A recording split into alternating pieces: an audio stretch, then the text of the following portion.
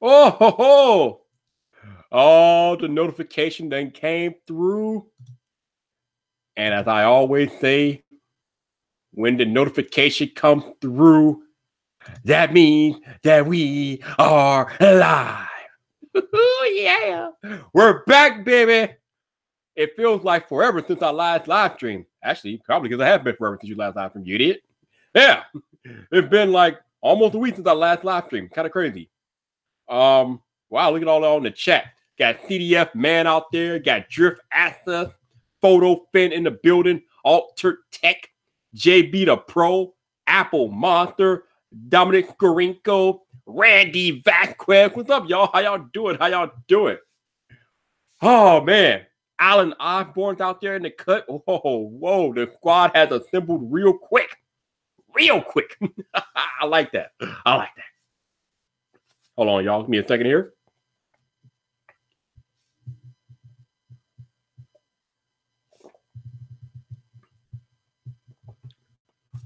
Tech Rant. Genosis is out there chilling. What's up? You know. Should I? The Tech Cousin. What's up, Tech Cousin? How you doing? How's the video? How's the audio? Let me know, y'all. Let me know. Let's see. Uh-oh. Randy Vasquez is going to send me a picture once he gets his Sony 1000 in the mail. I'll be waiting for that picture, Randy. I'll be waiting for that picture. We think we're good? We're good. All right, we're good. Scully's House of Thrillers. What's up, man? How you doing? All right. Oh yeah. Forgot. Probably should share it out on Twitter since nobody knows I'm live anymore unless somebody shares it out. Probably should do that. All right. Let me do that real quick. Luckily, I can prove it's pretty easy. I am live right now. And there we go. It's been tweeted out, which means that people know that I am live. Jean Michelle. What's up, Jean Michelle? How you doing, man? All right. The hell with it. I'll do it since it's been a while. I'll go ahead and I'll do it since it's been a while. All right. Let's go, Viper. Let's go. What's up, people? This your boy, Viper, the man about tech. And welcome to another edition of On Tube. Woo! There we go. Now that's how we kick off a live stream. So this is my weekly Q&A live stream. This is the live stream that you ask me questions and I answer you directly. So that is why we are here. So if you got questions, now is the time to state your claim, state your piece, talk to your boy directly, and I will answer. So right off the bat, I see my man CDF man has a question. He says, "What is one tech product you regret buying?" Oh, this is pretty easy, man. This is real easy. Hold on. So as I go back to the pantheon of devices that Viper has brought over the past year or two, and you ask Viper which device does he regret buying the most, it's only one answer. It's only one piece of tech that I regret buying. Regret it angrily. I even made a video about how I rage quit this particular device. Some of y'all know where I'm going with this. But yeah, the Apple HomePod. I definitely regret buying a HomePod. And the sad thing is, I went out into a snowstorm to grab an Apple HomePod. Even got stuck in the snow for a few minutes because I drive a rear wheel vehicle. I had no business going out in that snowstorm, but I'm a techie. I'm a tech nerd. That's what I do. So I braved the snowstorm in a Mustang to grab a HomePod, and I got it and ended up hating the damn thing. So the Apple HomePod is the answer. So yeah, that crap. Okay, let's see. What's my next question? That's right, Stetson Corsi. You just got a glimpse of Viper ASMR. Randy Vasquez says, "Are you ready for tonight's return?" You know, Randy, honestly, Randy, I'm not getting excited because every time I think Front Page Tech is coming back, I'm left in the cold. I feel like I've been stood up on a date. So I am not excited. I will be excited when I get that notification and I know that it's real. So no, Randy Bagquest, I am not excited. I'll be excited when I know it's real. I need real. I need Front Page Tech back. I need the actual notification that lets me know that Front Page Tech is in the building. I'm not getting excited until I get an actual notification. All right. See what we got. All right, let's see. What up? Photo Offensive Viper, are you full-time YouTube? Huh. Not at all, man. I wish. I work an actual full-time job. Basically, YouTube is a hobby. And I'm hoping to go full-time one day, hopefully. But right now, no, not at all. Not at all. Okay. Stephanie Corsi out there trolling me, talking about how I hate the HomePod, being sarcastic. That's all good. But yes, I hate the HomePod with a passion. Jason C, what's up, dude? How you doing? CDF man out there trying to cheat. He's trying to ask 2 questions now. So what's another device that I regret buying that's not the HomePod? Let's see. Oh, man. Let's see. Another device that I regret buying that's not the HomePod. Ooh. Let's see. You know, I try not to make too many tech purchases that I regret because usually my tech purchases are on the expensive side.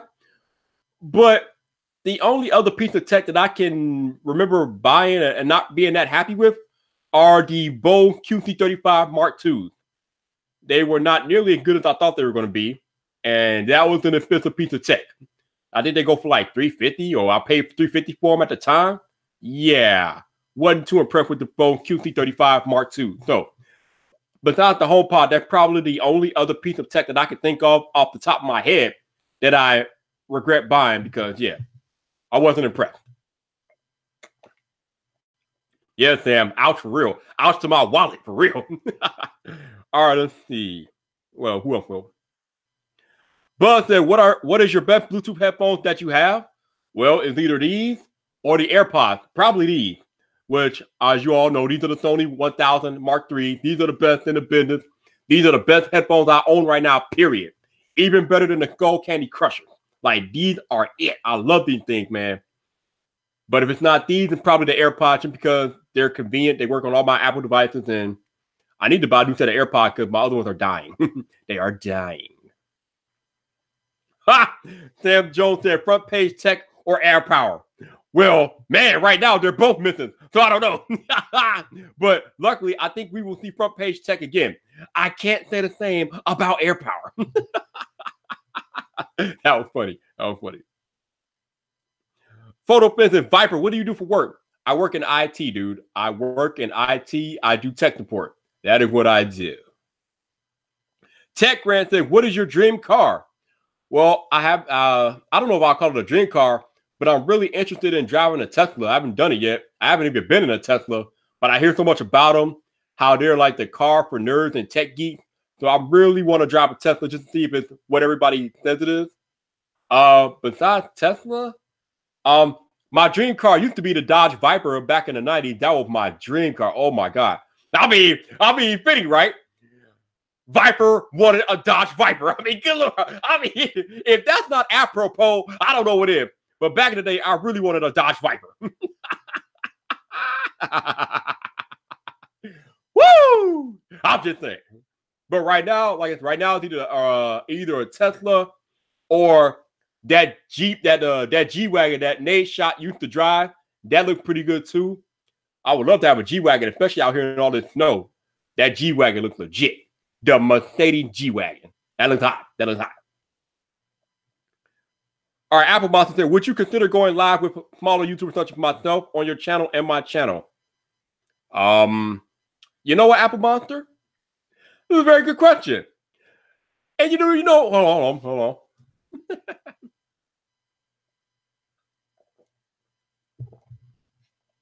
So, I'm going to repeat this again.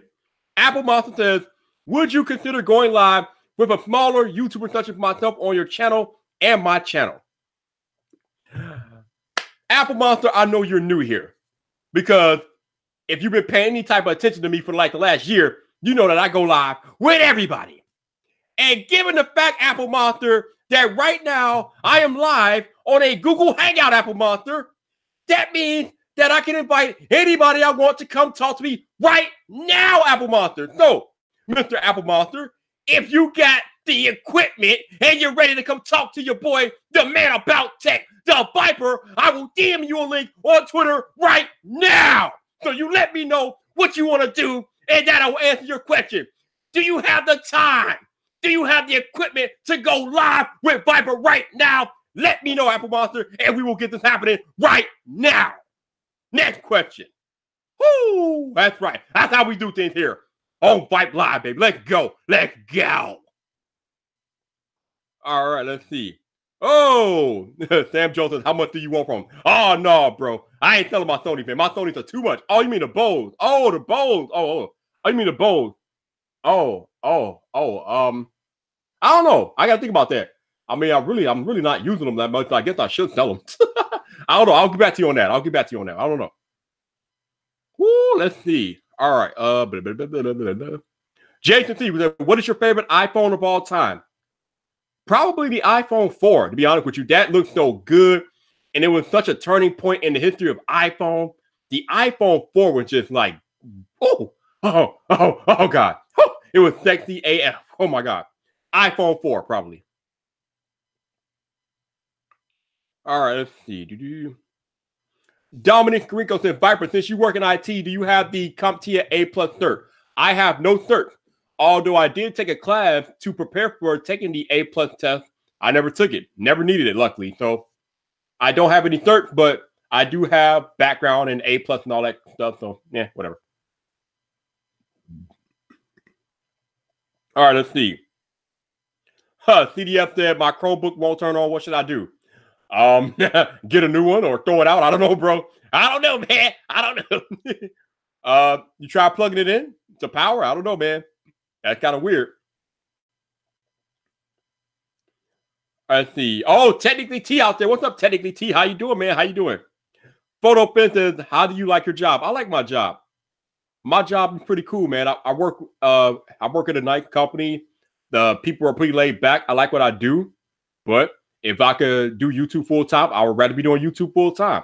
I enjoy interacting with creators. I enjoy making videos. Hell, I enjoy talking about tech. So absolutely, man. Absolutely. All right. Let's see. Oh. Apple Monster said he can't go. But Randy Vasquez is like, bro, give me the link. All right, Randy. Well, I mean, hey, this is a live stream. This is a Google Hangout. And Randy Vasquez wants to come say hi to the Viper. So you know what? We're going to open up my Twitter. We're going to send my man Randy Vasquez the link. Hey, Randy, it's going to come talk to your boy, the man about tech. All right, I'm not about to search for you. God knows how far you down in the damn queue. There you go. All right. Hitting that Twitter like a boss. Bam! All right, Randy Vasquez, the link is in your Twitter DM. That comes up. All right, let's see. Next question. Let's see. Apple Monster says, I don't have too much time as it's almost 10:30, but maybe soon I can shoot you a DM tomorrow so we can plan it out. Well, Apple Monster, I go live every Friday night, and the Friday night happens to be some of the best live streaming that you will ever see on YouTube. So if you're not doing nothing on Friday night, you might want to stop by and maybe you can hop in the chat. I've had people on my Friday night live streams such as Flossie Carter, Roberto Blake, Renee Ritchie, MKPhD himself. I mean, good Lord. So you might want to come check me out on Friday night. I'm just saying, you don't have to, but you might want to because you might have an experience that you never had in your entire YouTube life. But that's up to you. Woo! Okay, let's see. Stetson Corson says, have you seen Potato Jet? I haven't watched any of his stuff. I've heard of him, though. He's a great creator that talked about camera and lighting. Definitely worth a watch. Okay. I'll have to go do that. Oh, I will have to go do that. Like, I've heard of him. Never watched him, though. Okay. That's right, Scully. Friday nights are where it's at around here. I'm just saying. But I'm just saying. Okay, let's see. Jason C says, do a lot of people work do a lot of people you work with know your YouTube personality and Viper? Only a couple that actually pay attention to me. Only a couple, not too many, like a couple. But they don't even pay that much attention. So it is what it is. I don't care. They don't have to. All right. Jay Boogie says, just subscribe. Love the channel. What's up, Jay Boogie? Thanks, man. Appreciate it. No doubt. Thank you for stopping in. Like I said, if you're on this channel, though, make sure you come back on Friday, because Fridays are where the party is at. But I also have a main channel where I upload regular YouTube videos. So make sure you subscribe to the main channel.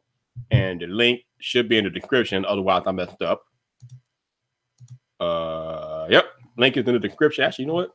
Let me start copying and pasting link while we wait for Randy Vasquez to join us. All right, see. Copy page.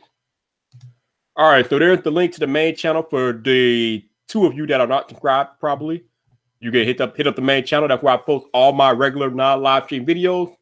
Definitely don't want to miss that. I posted a video earlier tonight, so make sure that you check it out. I went and I defended Apple's 30% app revenue cut.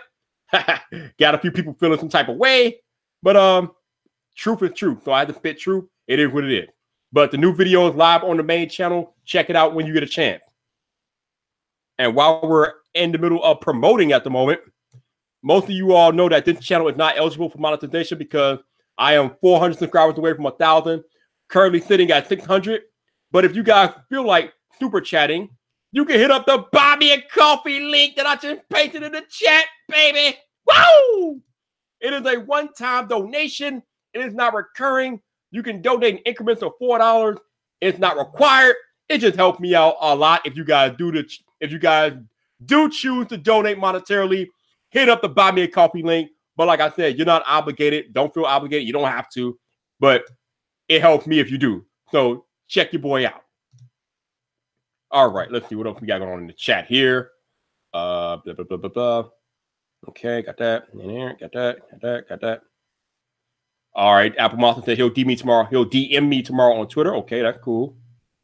Photo Pen is talking craziness. I'm not gonna worry about that. All right. Midden Dad, what's up, Midden Dad? How you doing, man? Oh, CDF Man has a good question. CDF Man says, if the battery case was not the price it is, would you get it? Yes, I would. I would get it. But 130 bucks? Hell no. No. Not happening. All right, let's see. All right. Jonathan said people don't understand Apple has to pay bills like the rest of us. Seriously. I laid it all out in that video, man. Like, you can disagree with the 30% app revenue cut if you want, but it ain't free. Apple's not hosting apps for free. Apple has stuff they have to take care of on the back end that keeps your app up and running and available at all times. So you got to pay up. Like my man Floss would say, you got to pay to play, baby. You got to pay to play. Apple Monster said, Viper, will you check out my channel and maybe getting some of your fans to check me out too? Well, you're here in the chat. So if they want to check you out, they will go ahead and check you out since you're in the chat. They can click on your name and check out your channel. If y'all want to do that, that's here for you. There you go. All right. Janelson said nobody's obligated to buy an iPhone if you think the company charges too much. There you go. There you go.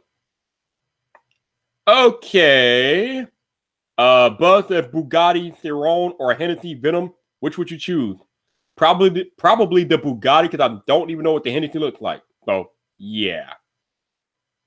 And we got official Keith IT. What's up, Keith? How you doing, man?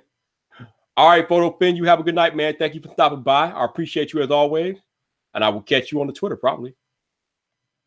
Okay. Caught up.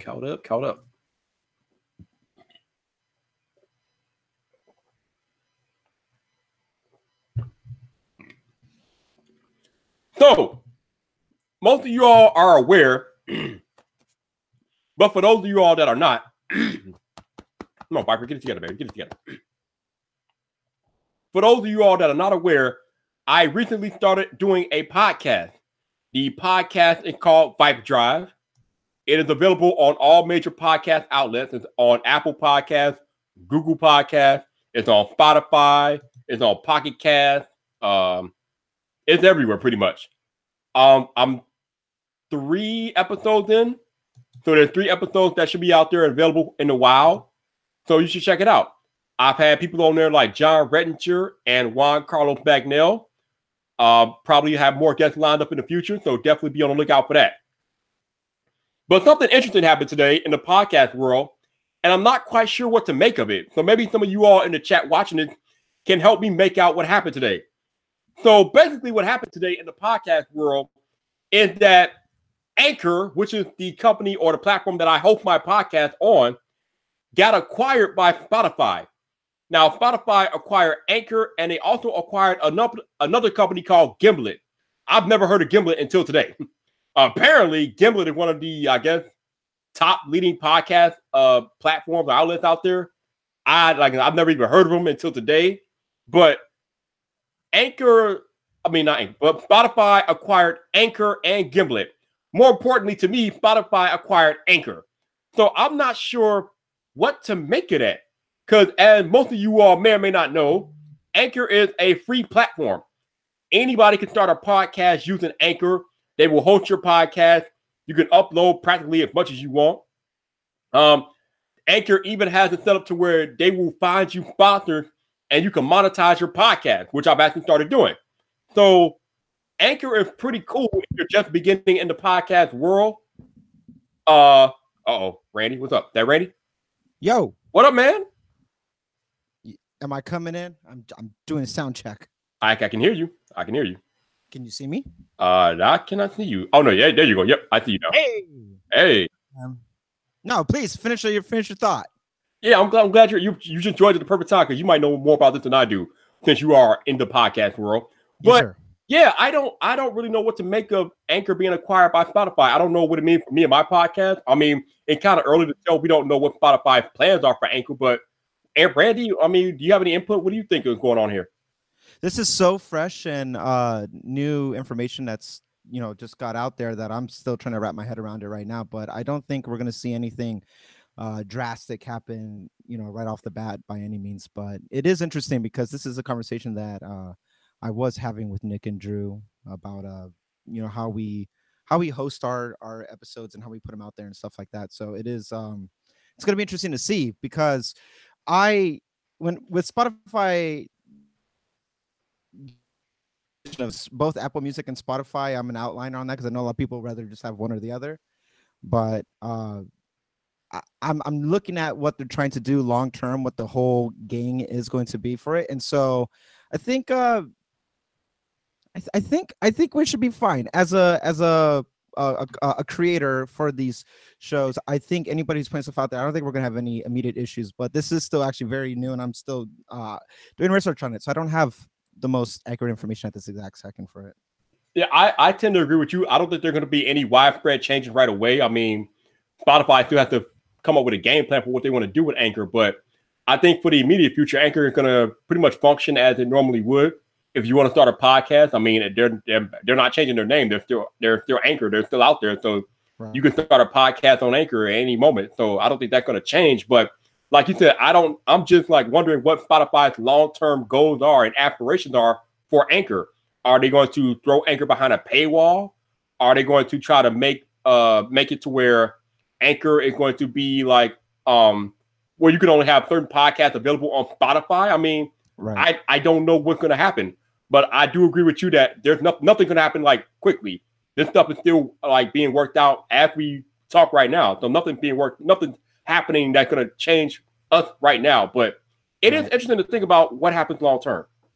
It's interesting. I think what's going to happen, I think their end game is going to, got to put my glasses on so I can feel more sophisticated about this subject. I think, I think long term, they're going to make a full audio service, and using that platform, if you are a subscriber, let me put it to you like this. I use Spotify as an artist for my band as well. And so we have a whole separate app and a whole separate account for Spotify, which is to push content out there. I think they're going to incorporate some type of additional app that will have you as a content creator, whether it's music, podcasts, whatever, in the Spotify ecosystem. And so they're kind of like going to bridge the gap and marry the two. So maybe the Anchor app itself will stay the same, and it just behind under the hood and behind the scenes stuff will change, and they will roll out this additional app where they'll add on to the artist app that they have for Spotify, and that as the content creator, you can look at your analytics and you can post whatever you want to post out there. And I think they're going to try to make it its own micro ecosystem of sorts. I think that'd be smart. I think that's a good way to look at it, because that is one of my issues with Anchor right now, is that they don't give you access to the dashboard or nothing like that, so you can't check out any type of analytics besides how many times your podcast been played and listened to. That's about it. Right. So you have no access to any of that stuff with Anchor. But that's with Spotify, you can see city, state, country, demographics. They have a very in-depth analytics. Wow. Yeah, it's great. The only thing that I don't think they'll give you is gender. I think that's about it. But they do give me when music is being played, who's streaming it, what country, what city, how many times that day, or so. I think they'll incorporate the analytics for that for anything that's with podcasts as well. They should. It'd be smart too, because that's the best way that you get out there to get sponsors and stuff. Absolutely. So we got some smart people that joined the chat. I think we got the Reds in here. They call Spotify being acquired. That's pretty cool. My man Roberto Blake is out there in the cut. He said he thinks we'll see new features by the end of the year or early next year. They will have more resources. Definitely makes sense given how big Spotify is. Yeah. Anchor is still a startup by most estimations. So being acquired by Spotify is huge for Anchor. So yeah, I mean, wow. Roberto says it'll be like Amazon acquiring Twitch. I mean, that would be pretty cool, because Twitch hasn't really changed too much. I mean, they've made a few minuscule changes, but nothing major. So that'd be cool. I can work with that. Yeah. I think whenever you have a big corporation, a big company involved in any of this stuff, I think they are smart enough to know not to do any drastic changes by any means of the imagination, especially not within the first 12 months of an acquisition, just because you don't want to shell shock your audience or your user base of that. And so with Twitch and Amazon, they incorporate the Amazon Prime affiliate links and all that stuff in there. But that was, besides that, Twitch has remained pretty much the same. It just has now the backing of it. And Spotify is, it's a big player. They do have a pretty decent user base. Well, more than decent. I don't know. Has Apple surpassed them in users? Is that a thing? If they haven't, they're pretty close. I know Spotify just announced that they have like 96 million users right now, and I know Apple is pretty right on their heels, if not already passed them. So they're pretty close. I don't think it's anything but good things that's going to come from this merger, or not this merger, but this acquisition. I think having Spotify's backing, they have a pretty solid foundation. They're not a no-name contender in this by any means. Oh, so Christian says Apple Music has the majority in the U.S., but Spotify is still overall top overall. So okay, that makes sense. All right, so let's see. Yo, you got me set up here. I got my iPad over here so I can follow the chat, and I'm looking at you, and I got the phone waiting for John to greenlight everything. So I'm a little busy bee right now. Oh, you are multitasking. That's what's up, man. That's what's up, dude. The last 48 hours, I have on God, John can contest this because of our late texts. I have not slept. I have been up working. He has put me through the ringer on this one. So, well, John is running late because he was supposed to be back a week or so ago. But I don't know what happened. But I guess that's life of being a creator, I guess. Viper, my man. I promise you, everything that I've seen, it will all be worth it. I was having this conversation with somebody, I think on Twitter or on my last video somewhere. Somebody, I've been getting a lot of like, where the hell's John? They're going off on me like I'm his dog handler, please. But I was telling them, I was like, listen, do you want a show that's right now, or do you want a show that's done right? Because there are a lot of stuff that's going on behind the scenes, and I'll leave that up to John to decide if he wants to, talk about it out loud by any means. But he was just, there's a lot of production work that's going on in it. And when you see tonight's episode, everything will make sense. Everything will make sense. It's going to be good. Yo, if there's anybody in the tech space that I don't have any doubts about, it's John Prosser. So whatever's going on, I have faith in John Prosser. He will deliver. He always does. And whatever's happening, like you said, it will be worth it, and we'll just have to wait for it. Yeah, it's gonna be good. Everything's good. I'm just glad. I'm literally just staying up to watch the episode to make sure it went smooth, and then very shortly after, I'm gonna go to bed because I've earned myself a good 10 hours sleep. You know what, Randy, man, you are incredible, dude. I haven't really had a chance. I don't really get a chance to talk to you much, but I heard about what you did for Drew when the fire from going on, and you went down there and helped him out with his wedding and everything, man. Yeah. And now here you are losing sleep, helping John make sure everything up and running for the new launch of Front Page Tech. Dude, you are the man, man. Let me just say, you are the dude. I appreciate that, Viper. I really do appreciate that. I'm very much even though I have my YouTube channel of randomness, this year I'm actually gonna focus down and be more specific so that way, my viewers can know what to expect when they see it, much like yours or John or Drew, whoever else. But for the majority of, especially 2018, I was doing a lot of behind the scenes type of work, which made me have to put my own stuff on the back burner. And that was a choice. I had a choice to make, to either do my stuff, whether it's like I just recently put out my single, which that spent about a year working on. I should have had it sooner, but I was putting my own stuff to the side because Drew needed help in that scenario. He really needed some help, and I was a person who had the capabilities and the means to go up there and help him. And I don't feel like my relationships with anybody, yourself included, just whether it's in the YouTube community or Twitter or whatever the case is, if I have the abilities to help somebody, I know it's the right thing to do. Ultimately, it's just the right thing to do. And I think with the fire situation, I mean, it was an emergency. That was a literal, he called me, we talked on the phone, and within 10 minutes I bought a plane ticket, and I was out first flight in the morning the following day. And then I was up there helping him out because of everything that's happening with him and Luis, and then prepping for the evacuation. It was crazy up there, man. And then I know, at least I like to think that anybody would have done the same if the roles were reversed. And I don't think it's not a situation of like, clout chasing. I think you're familiar with hearing that a lot, right?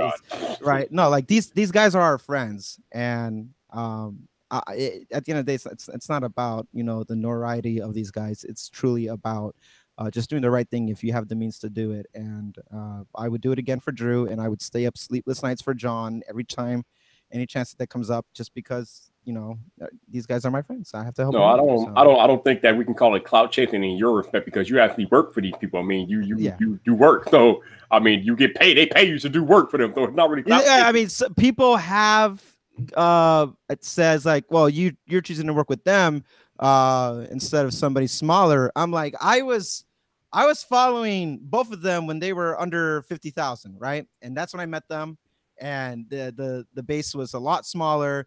And I'm like, well, what's an appropriate time? It's whenever the algorithm points me towards that direction, for the most part, that I see them. And then I'm like, okay, now I can, build a rapport with them. And then when we have like Creator of Awesome or any of the stuff that John would do, it introduces me to more people. That's how I met you. And that's how, I got to meet Zach and everybody, like all these guys in this little community.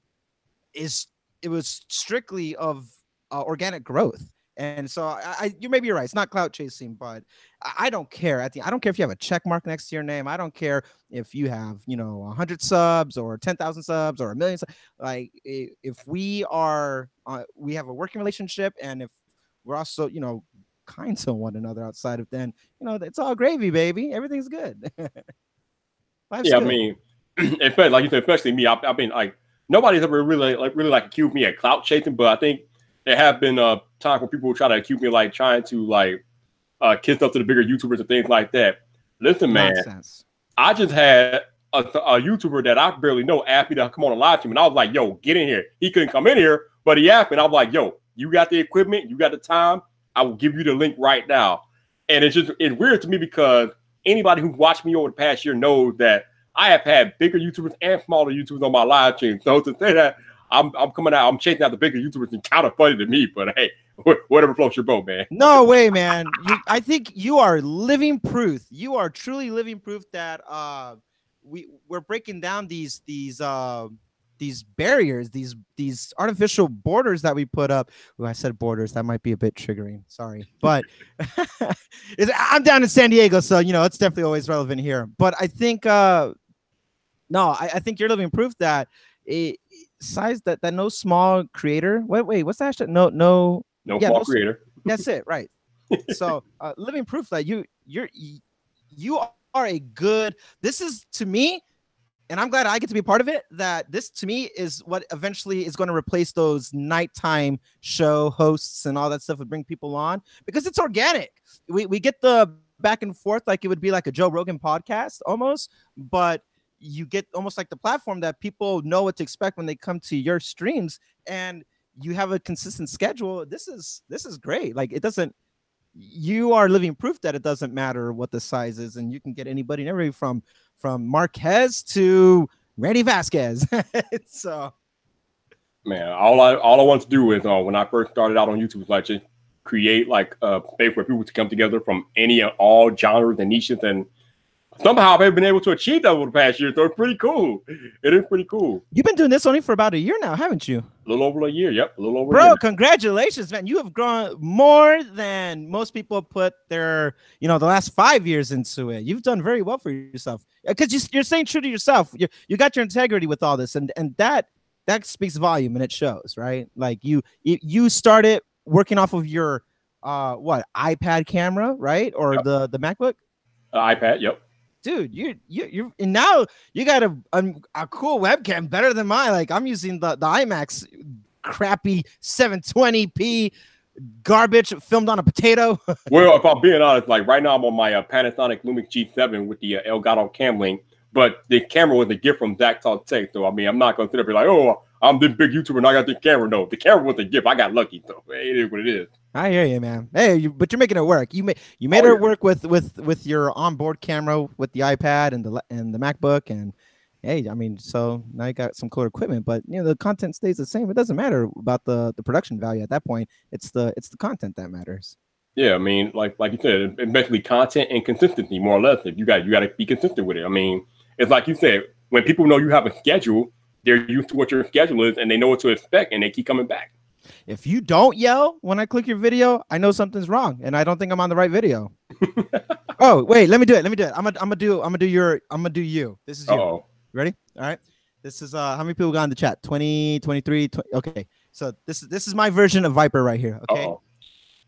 What's up, people? This is your boy Randy, the man about music, back at it again. Woo! And we are live. I'm trying not to laugh. Oh, can you tell I've watched you for a while? Oh, you cracked me up. I remember you did that in the video once. That was hilarious. Yeah. You reminded me about the August everyday video for August. I was like, oh, I wanna just pay my respects towards the great Vipe Nation. That was hilarious. I love it, man. All right, so let's go back. You get me so jacked up on some of this stuff. Man, my whole thing is just to not come in here and be boring, man. We got so many like monotone, boring people out here doing YouTube videos. I'm trying to be different, man. I ain't got time for all that. I approach it the same way that TJ Knows Tech approaches it. On his YouTube header, he has a quote: "Be the YouTuber that you want to watch," and that's what I do. I try to go out here and be the YouTuber that I want to watch. That's what I do. I mean, I hear you, man. That's very true. If I approach that with music, and I think that's what got me to work with John in the first place, because we were talking about the most random thing about drums. John used to be a drummer. I don't know if anybody knew that, but so we were just talking about music, and I was like, I want to find that funky, fun sound, but with the modern day tech twist to it. And he was like, you find that for me, and you can put your music on Front Page Tech. And we had a happy marriage ever since. Oh, that's funny. All right, let's see what we got going on in the chat here. Roberto Blake says, I think people worry about who is and isn't cloud chasing need to worry more about their own content. I know that's right, Roberto. I know that's right. Roberto's like, too many people are worried about judging what other people are doing. Seriously, I mean, just stay in your own lane, man. Like I agree with Roberto. Too many people are worried about what somebody else is doing. Just do you, man. Do you. That's true. If you got time to worry about other people, you're focusing on the wrong thing. And that's a model for life. I see people who just get so upset of other people's success when what does it have to do with you? Here's in the scenario, right? Viper blows up and he surpasses John, Drew, and everybody else in the tech community. Who cares? Like, that doesn't affect their schedule. Like, your success does not dictate how well me or anybody else will be. To be supportive, that's the important part. That's what people are going to remember. But people are like, oh, you're just trying to be the, and they start getting all jealous and apprehensive and stuff like that. If you got something to say, talk with your content, I mean, seriously, and all the YouTubers that I've come up with, they all have more stuff than me, and I don't care. I'm like, hey, do your thing, man. I'm gonna do my thing, you do your thing, and we'll figure it out. Bet you can't yell louder than Viber. I will challenge it. I'll try. I asked you once if you were a prior service because you remind me some of my drone instructors I used to have back in the day. I get that from time to time. People think I'm in the army or I was in the military, but no. Dude, because the intensity, what you have with your intensity, it's very strategic. And I don't know if you know about your intensity, but that's actually a very successful formula, because when you do that, and we live in a world where our attention span's only a couple seconds. When you're like, whoa, and you start doing that, at that point, you're like, oh, wow, oh my God. And you have my attention. You can't help but I have never wanted to care about AT&T's 5G right? But here you are, and you got me paying attention. Just because it's a very strategic. And in the military, when we had to do that, when it starts at boot camp, right, you got the drill instructors doing the exact same thing. It's because they want to have your attention. It teaches you to focus on the subject matter of what's going on, because in a more combative way, where you hear the noise and explosions, you want to focus on that and still be able to think clearly.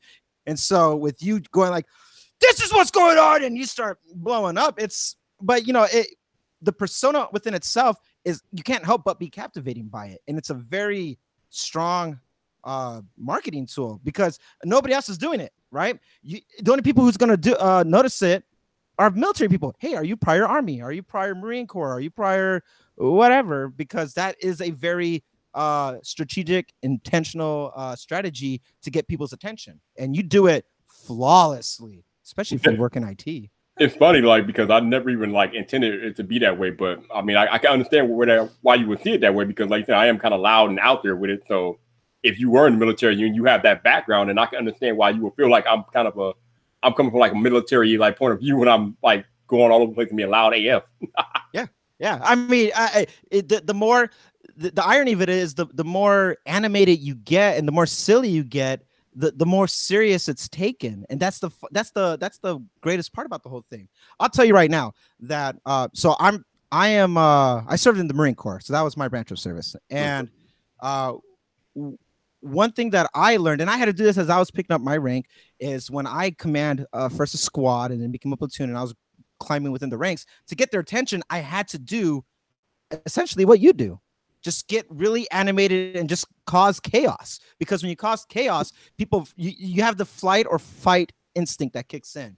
But when it's a YouTube video, it's more like, what the hell is this guy talking about? But it's the same effect. You have my attention, and that's all that matters. Once you have your attention, and that's the hook, that's the hype of it all. What you say from there, that it's all downhill from that part. That's the easy part. But a lot of people struggle to stand out, and bro, you stand out in the crowd like none other with that persona. I love it. I can't get enough about Drew and I were talking about it a couple months ago. I was like, you deserve easily over tens of hundreds of thousands of subs and all that easily, even before you have to really start putting in some real work, just because of the persona. It's great. I love it. Don't stop. Don't ever stop that. I appreciate it, man. I have no intention of stopping, man. Like I said, all I can do is be me at the end of the day, and that's what I plan to do. Hey, are you building your set to be more like Philip DeFranco in the background, and you're on the couch, and you're just gonna have more stuff hanging out in the back? Is that the? Because I've grown to expect it now. Sort of. I wish somebody would send me a damn gaming chair, but these companies are hating. But I wish that. We'll figure that out at some point. The one time I saw you try to do a low key. This was maybe almost a year ago. Because sometimes I like to go through your older videos, or at least that's what's recommended to me. You were doing almost like a vlog, and it was like, this dude doing vlogs would be Casey Neistat, who you doing a vlog? What's up, people? This is your boy Viper. Okay, now I'm curious, because I've only done maybe 2 or 3 vlogs on the channel in my entire career. So which one are you talking about? You were driving snow. There's a lot of snow. Snow. The HomePod unboxing. Okay. Yep. Oh my God, that's what it was, man. Yep. Forget that thing. I almost cursed right now. My bad. But dude, that thing I bought it for Black Friday, and that Saturday I took it back. I was so pissed. You're not alone. You're not alone, man. You're not alone. I hate it. I don't. I rage with it. I rage with it. I'm done with it. Do you still have it, or did you return it? God, no. I got rid of that a long time ago, dude. Good man. I can't believe it. There's two things that Apple have released now that I have no interest in: the HomePod and that book. The book. You remember? Dude, I remember. That book? Yep. Oh my goodness! I hear they're making a volume 2. Oh God, no. So I think we got the ripe ruin Natalie out there. What's up, Natalie? How you doing? Tech for you out there. Ultra Tech, STS Tech. Good Lord, all you all with these tech names, man. I mean, I get it, but man, it's weird. Let's see what else we got. V Worldwide. What's up, V? How you doing, bro? Let's see what. Oh, LeBaron Burton. That's trouble. What's up, LeBaron? How you doing? What you doing? Let's see who else we got. Oh, Gabe Altier. What's up, Gabe? How you doing, man? And my head of security, El Jefe Reviews is out there. What's up, Jeff? How you doing, bro? Natalie always loving on my ASMR skills. I think you're better, Natalie. I think you're better. He solidified the deal for me when he told me, he's like, I have to get it. Yeah, I have to get your headphones. Because right now I'm working with these, right? Dude. You got to, bro. You got to. I will. I promise. After this weekend, after I get that money, all right, I plan on getting, because I've been looking for some noise canceling headphones, and for the longest time, it's like I almost caved and got Bose, but I'm like, I'm not happy. Then you know what? How long? A month ago? When did you first start talking about those things? What, did you? Yeah. I got them. What? About a month ago. Yeah. Yeah. So once you brought it up, I was like, it was on my radar, but I was like, I'll wait. But then like a wildfire, you spread it, and everybody else is just talking about it. Whether it's, you, El Jefe, but damn, that Marquez now. I'm like, I'm about to, you know what happened? Marquez happened. That's how it happened. Bro, yo, did you get any bumps from that shout out? Not really, no. I mean, maybe a little, not much, no. Man, they don't even know what they're missing yet. It's okay. It's all good, man. It is you rather grow slowly, organically, and have that good retention. Yeah, man. I mean, I'll be lying if I say like sometimes when I'm not looking at people like Travis and CJ and how they've grown like wildfire, and here I am sitting at 2,000 stuff and whatnot. Sometimes I'm like, damn. But then at other times, like, then I'm having a nice night tonight where I can sit here with 23 people and have an intimate conversation and not worry about my live stream flying like the Matrix, like Mark Kesson does. And I'm like, I'm good. I'm okay. I will be fine. I'll do my thing, because eventually I'm not gonna be able to do this no more. So, because there's gonna be too many of y'all in the chat, and I'm not gonna be able to see who's saying what, and it's gonna be crazy. So, I'm cool where I'm at right now. I'm just gonna enjoy, like you said, the organic growth, and I'm gonna enjoy these live, intimate encounters I'm having with you all right now, and on Fridays, and then when we get bigger, or when the channel grows and whatnot, I'll deal with that when I get there. But right now, I'm good. I'm cool. Bro, this is the moment you're going to remember years from now. These are the time. I've had the same conversation with John Andrew. They talk about how Drew cheats because that's why he jumps over on Twitch, or he does his talks channel, because he misses the intimacy of the conversations with it. When you have such a big channel at one point, you can't have those one-on-ones, and there is it's bittersweet once you hit that once it starts to compound, your subscriber and your growth and your views and everything just starts to grow, and then that growth grows. It's not that you lose sense of it, it's just it's hard to find those things, and then people have to find new ways to incentivize that. And the most popular one is super chats, or a certain tier on Patreon or something, and then people might think, oh, this dude's just selling out, when really it's like you're just trying to find the best way. How can you connect with your audience? So your 2,000 subs, I'm happy. Like, I'm saying it's for selfish reasons. I'm happy you're where you are right now, because I can come and talk with you and not like have to pull a ticket and wait 3 weeks before I'm next in line. Yeah, it is pretty cool to be accessible right now. Like I said, I'm enjoying the moment, because, like I said, at some point this won't be happening no more. So, I mean, it is what it is. But yeah, man, I'm cool, man. I'm cool. So let's do a survey right now. What time is it over there right now in Chicago? It is 9:47 p.m. Okay, it's 8:47. Let's do a little quick bet. When do you think the video is going to post? Oh, you mean Front Page Tech? Oh, God. Yes, sir. John is gonna push that bad boy out as far as he can because he's always late. Oh no. Oh, you know what? I don't think I'm supposed to do this, but I'm gonna show you something. And this is just between you and me and our 25 viewers. Shh, guys, don't say nothing. You'll get me in trouble. I'm gonna show you something. You know John's watching, right? Probably. Or listening at the very least. I just, just because everyone's been so patient, okay? Let's make sure the webcam doesn't like bug out on me, but I'm gonna give you a quick sneak peek of what the new set looks like. Okay, that's it. Oh, okay. All right, you guys gotta be quiet. Yo, I'm looking at the chat. You guys better not tag John. You gonna get me in trouble. Get my ass chewed. All right, here we go. This is what the new set looks like. All right, you gotta talk as you're doing it though. Can you see it? Not yet. Wait for it. I'm like, remember, you got to talk, otherwise I can't see it. Oh, check. Here it is. There's the new set. I'm being quiet, making noise. Boop, boop, boop. Okay. Boop, boop, that's boop, interesting. Boop. Whoa. All right. That's interesting. Okay. That's what everybody gets. Okay. All right.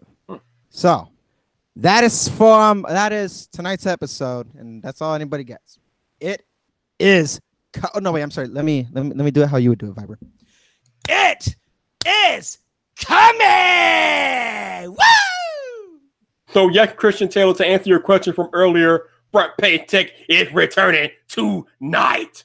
Yep, it is. I sent him. I sent him all my files. Just a couple. What time is it now? Yeah, maybe about 2-3 hours. I sent him the last of the last for the intro beat and all that stuff. So we are green lit to go. It's just a matter of waiting. So I say 10. I say no later than 10:30 your time. So 8:30 my time. Yeah, that's my bet. Okay. I'm reading El Jefe's comment in the chat. He said the Sony Mark IIIs and our 8th noise cancellation king, and for him at least, he said he only got to spend 30 minutes with him, but he was convinced in 5. I'm not surprised, Jeff. I'm not surprised. Woo. All right. Look, these 25 people, these are the people you're gonna remember. Mm-hmm. Once you can't read the chat anymore, you'll remember the Sams, the Robertos, the El Jefes, the Christians, the Zach if he decides to show up tonight. You know, all these usual suspects. It's funny because I remember some people that used to come even months ago that don't come no more. I remember the people that used to come here. So yeah, you're right. Like in these early days, I will remember people that used to show up consistently because these people show up all the time. Like there were people here way before I even went live tonight. They were hanging out in the chat. I'm like, wow. That's you, man. That's what you created. That's all you. That is pretty cool, man. That's awesome. I enjoy seeing that happen. I saw that happen with Paul last year, in his when he would do his Sunday night Paul whatever, and that was fun watching too. All that's it's cool. The little guys. I mean, little is there is a number, right? It's a subscriber count, but that doesn't dictate the amount of fun that you can have in this, because I challenge anybody to have as much fun as you do talking about why 5GE is complete garbage. And you know what? Here's why I've thought about this just when I watched that. No, I did not watch your 30% store fee yet. I'm gonna wait until later to watch that. But I look at your videos and I like how you don't just stick to one single subject of just talking about always Apple stuff. You kind of brush over a little bit of everything, and you get me interested in the most nonsensical things that I couldn't care less about normally. Like when you did the Starbucks app review, I didn't think I was gonna care about that. But there I was, that's a 10-minute video, and I was sitting there just like eating that stuff up. I was having fun. Like it just when you were talking about I remember asking you about this when you were talking about the different unlimited plans with AT&T, Verizon, T-Mobile, and stuff like that was good stuff. And are there other channels that do it? Sure, but they don't have that Viper touch to it. Man, you just remind me. I still need to do the Sprint video. Yeah. Hello, because I've been waiting. I asked you, and you're like, man, ain't nobody gonna worry about that. And I'm like, I'm worrying about it. Yeah, but I had a couple people wondering what a Sprint video is. I need to do the Sprint video. Yep. Bro, get on it. I don't use Sprint. That's not my carrier, but I own some Sprint stock, and I'm waiting for the merger to happen between T-Mobile and Sprint to see what happens with my with it. So for me, like Sprint, for better or worse, has to be relevant in my life just as an investor. And I want to see your take on talking about how, because you know what's crazy? They still promote. Why are they promoting? It's been cleared. They're gonna merge. That's not gonna happen. It's already been cleared, but they're still promoting like they're their own service. Until the merger, until it's official, they are their own service. That's why. Well, they got cleared. Now it's just a waiting game. It's literally a waiting game. But there's nothing holding it back now. So if you want to buy some stock, now's the time to do it because that's gonna double. You're not kidding. Just like when Apple tanked a few months ago, and everybody's like, "Oh my God, Apple's dying." That was the perfect time to buy stock, and now they're back on top. I'm gonna just say this. I'm gonna say this humbly and as best as I can. I bought so much Apple stock back in December when that thing tanked, right? I've made so much money off of it just with their last earnings call that they just did that if you're talking it from an investment point of view, Apple is a stock you want to always hold, not really sell. But I'm so tempted to sell so I can cash out and get that money and buy some other things because I love it when people talk crap about it. The Jason painfully honest, tech and all that stuff. He was Apple's doomed. Yeah. I love it. Like I love watching his videos. This is not a hit on him. I have so much fun watching his videos. But when he was doing that and he's selling the fear, I'm like, yes, baby. Radio to look like Mr. Burns. Excellent. I was thinking more of the Joker. It's all part of the plan. And I have so much fun just seeing all that stuff happen just because now the more doom and gloom that and investors do get scared about that, people who can't see past their own nose, who don't know thing of their own tech industry, but they're an investor, they don't know, so they think like, oh no, the phones aren't selling well, time to dump the stock, and it drops the price, and then people like me will come in bottom feed. And I would just wait, and then when they come out with something new, because the writing's on the wall, right? They're transitioning to a service. They're gonna be a service platform, not just hardware. Yeah. You're seeing it coming, and I think it go back with the Spotify thing. Spotify sees that too, which is why they're doing acquisitions of podcasts and stuff like that. This is good. This is all good for us at the end of the day. It's just good. 2019 is the year of the podcast, and I think Spotify saw that. I mean, Roberto told me that like 2 months ago. He was like, "Yo, you need to start a podcast in 2019. Like, this is it." This is. I don't know what it is. People, 2014, 15, people were really into the 5 to 6, like the Vines of the world. Give me something quick and then move on. And they didn't want longer content. It's changed. People want longer content now. Podcasts, we saw the growth. We started spiking back in December. I'd say December. We had an influx of views on the Taylosive podcast, and it was interesting. Just that nothing changed. We were sticking to the schedule, but it's spiking. We're growing. So this is the year. Don't know why. I mean, I've only done like 3 episodes, and already I'm averaging 78 listens per episode, which is kind of crazy since I just started. I'm like, damn. Wait until you what are your podcasts that you listen to? What are your shows? Oh man, to be honest, I don't really listen to too much, but I listen to you guys. I listen to the Taylosive podcast. What else I got on here? I got Roberto has a podcast, so I listen to that sometimes. Okay. Let's see what else do we have on here. Renee Ritchie has Vector on there, so I listen to that a little bit when I don't watching video. Right. And I used to listen to the Recycle bit before somebody kind of put a nip in that, but maybe that'll come back. John. The creator mindset too. Yeah. Oh yeah, I'm loving that one. When it comes out, you know how that goes. Yeah. Yeah. We won't get into that too much, but he did release a new episode. He did release a new episode a week or so ago, so I won't bug him too much. But yeah, I don't do podcasts too much. To be honest, Randy, man, ever since I became a creator over a year ago, I've had less and less time to indulge in my own things. I've been so busy making content, man. Like, I used to watch all the CW shows before I became a creator. Now I'm at least a season behind on everything because I don't have time anymore. Same. Yeah.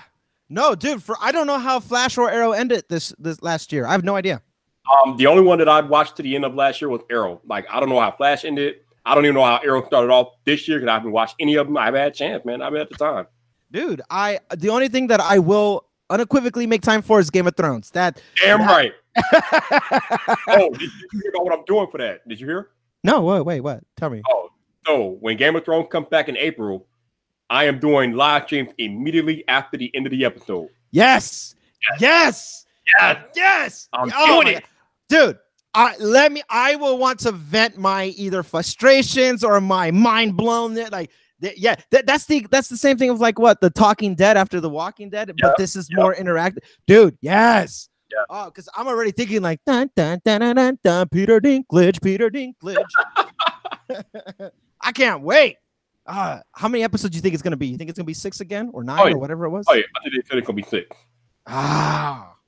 Yeah, no. but it's supposed to be longer. I think one is gonna be an hour. I think 1 or 2 is gonna be an hour, then the rest is gonna be like 80 minutes or something. So, dude, oh man, I will be sure Sunday night I will be at my computer ready to scream and yell and cry and be like, they did what? Yeah. Dude, the moment the episode's end, I will be live. We will be getting it in. Yeah. Oh man. I'm too invested in it, man. The last how it's been 8-9 years. I'm so invested. Almost a decade of my life just to that show. Man. Yeah. It's good. I keep my HBO just for that, even though I don't watch anything else and I haven't canceled it. I keep it on just in case. I don't have HBO yet, but when it gets closer to the time, I will be getting HBO Go or HBO Now. One of them. I'll be on there. They'll have a special. They'll have it 30 days free or 14 days free. Yeah. They'll do some type of special. It's good. Roberto's like, he wants to join me on the street. Like, hey, you know where to find me, Roberto. You know where to find me. Dude. Oh my God. Game of Thrones is like, how are we gonna live afterwards when it ends? Like, what's the point?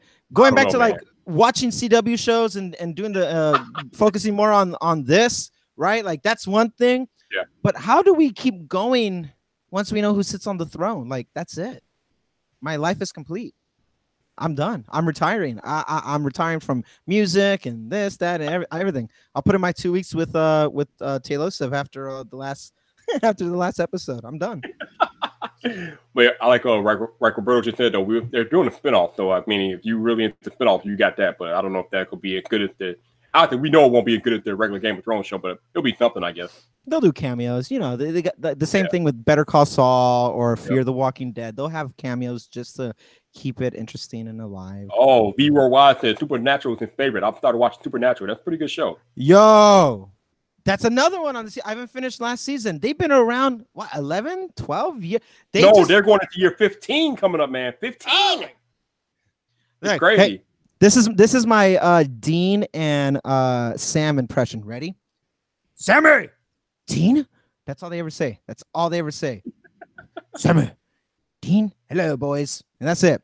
Dude, Supernatural they stood the test of time. I was watching them back when Smallville was on.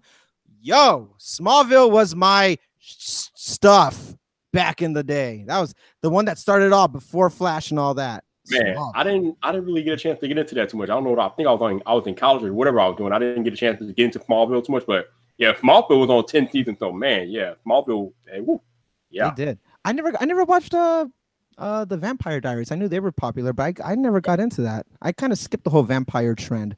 I'm getting annoyed of it, to be honest with you, and the zombie trend for that, man. I'm tired of all of it. Yeah, I haven't really been excited for Walking Dead for some time, but that's what I'm saying. Game of Thrones has a way of just holding on to you. It's Peter Dinklage. That's it. Right, man. I hope he survives. He better survive. If he doesn't, I can't do anything, but I will complain about it. No, damn that. If Tyrion doesn't survive, we riot. That's it. Riot.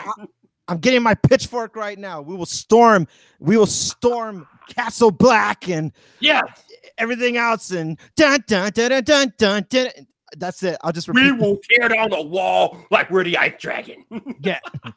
And I will say, Viper is here. And then that's it. I love how every time we see the meme and like brace yourself, something is coming, and every time it's like brace yourself, Game of Thrones memes.